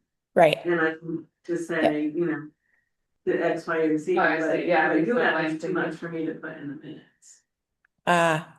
Okay. Oh, Maybe- yeah, just in the minutes, yeah. And the motion, technically, the motion that you made tonight is all, we just approved the order of conditions, period, without any reference to special conditions. Because we were looking at the ones that Kelsey had prepared, is that, yeah.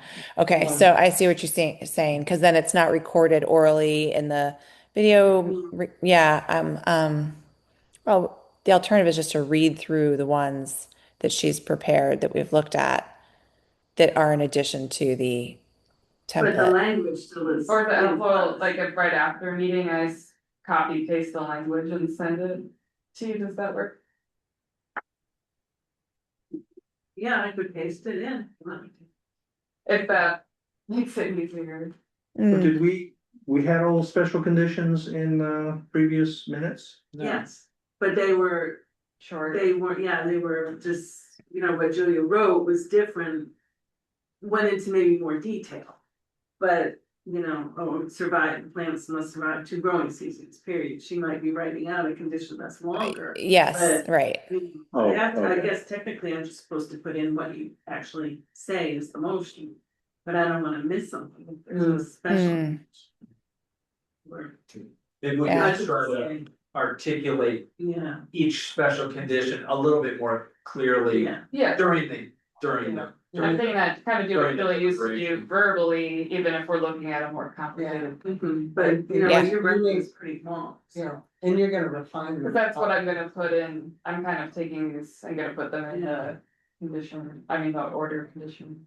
You may even change the language. but- Yeah, but my intent is to kind of put almost the finished product up. And then what you see at the final permit will be almost the same thing. Yeah, but then there's a situation, I mean, because you did a great job in assembling all that ahead of time because we had the ability to do that. But then there's meetings where we permit the whole thing in one meeting and you have to come up with those special conditions at that meeting. So they're not Right. prepared and written out ahead of time. And they're just sort of discussed during the meeting, then you have to kind of enumerate those. So it'll have to be some sort of, combo of both, I guess, moving forward. I don't know. Yeah, if I put it like as discussed, then it has to be in the body of the minutes. And if they say if it's in the staff report, then somehow that staff report has to be part of the record. Which would not be good. In some ways.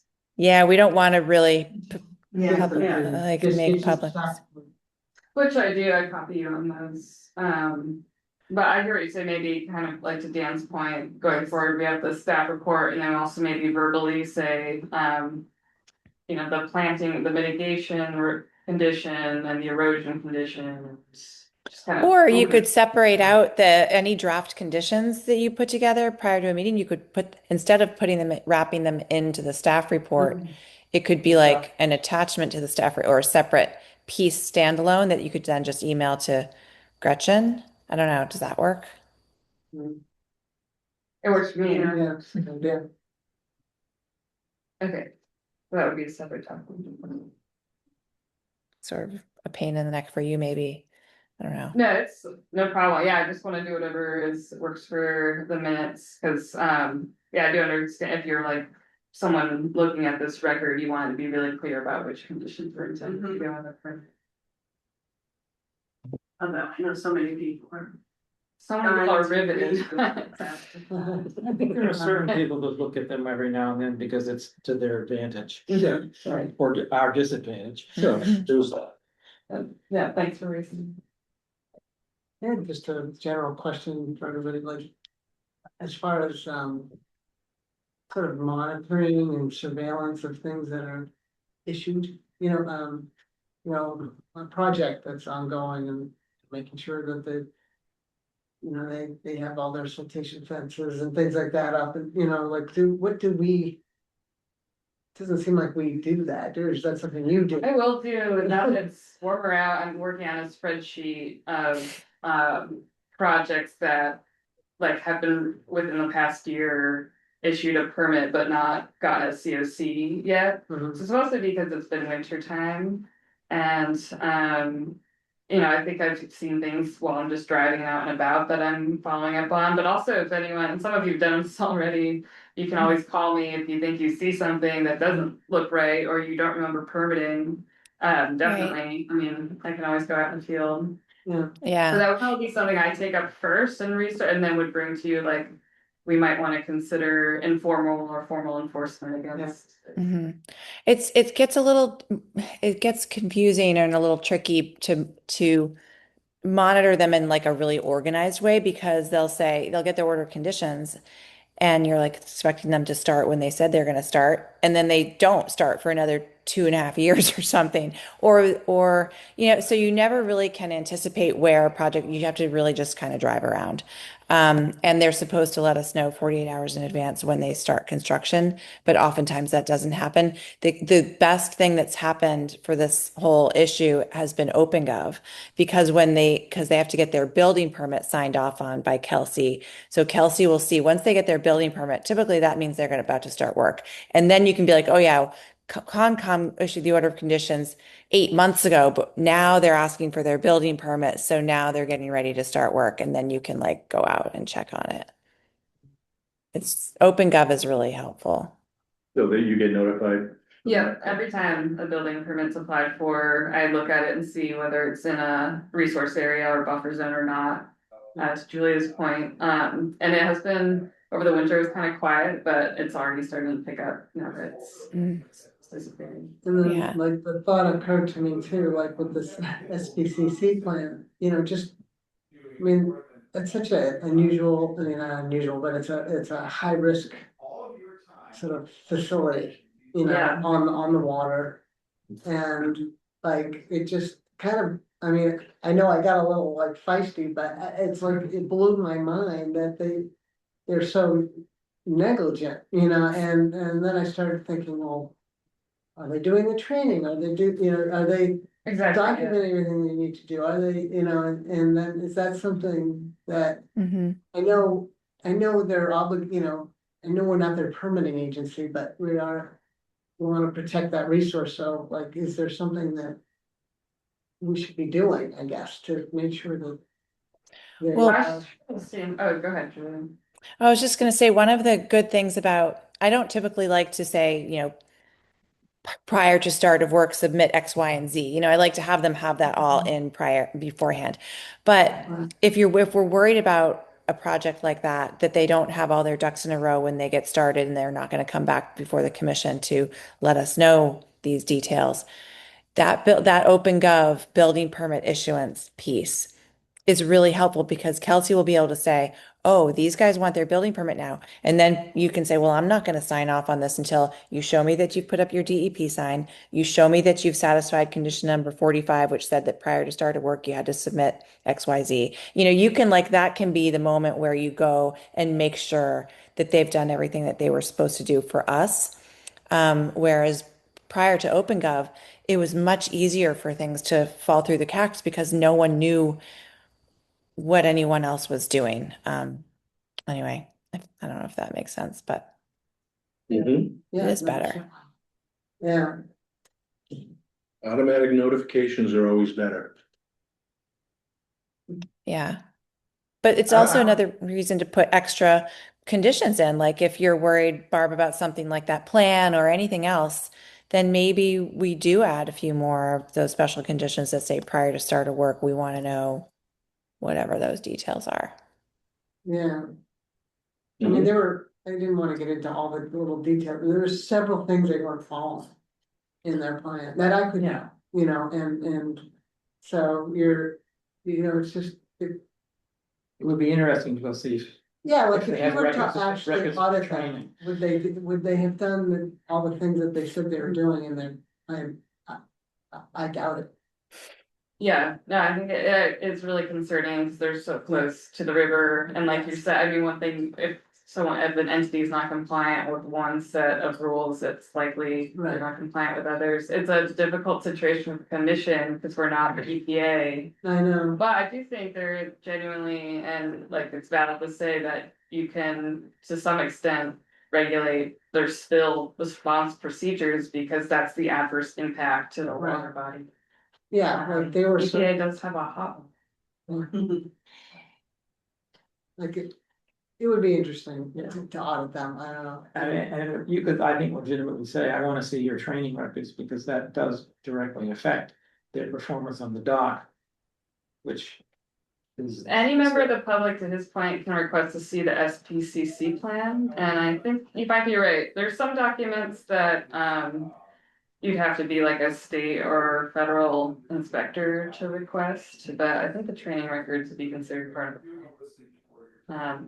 But yeah, it doesn't feel good to permit something that's clearly been out of compliance even after a spill event a year ago. I mean, like, Yeah. you know, the way, they only notified the DP, they didn't notify, the response center, you know, or in, I don't know, there was just a lot of loose things and raised a lot of red flags for me and thinking, oh my God, this could be a problem in the future for Newburyport. This would be- Yeah, I'm glad we made it a condition of the Yeah. construction. Fortunately, they're the only marina that has gas. I know, and now they're building, you know, I mean, it's good that they're putting it above ground, and I'm sure there's a lot of things in place that they have that. They're lucky they have those things in place, because. You know, technology's a lot better, but at the same time, I mean, Yankee Landing Marine Starfield. Where are they? Near Miramar, I think. I mean, that's just more of my question about like. What is Newburyport, how serious are we about making sure that all those places, I don't even know, That's fine. do we have more Is than that one? already? You Oh, know, what, Marina? yeah, I don't I know. mean, They're just Really? starting, so they have to do a permit from the harbor.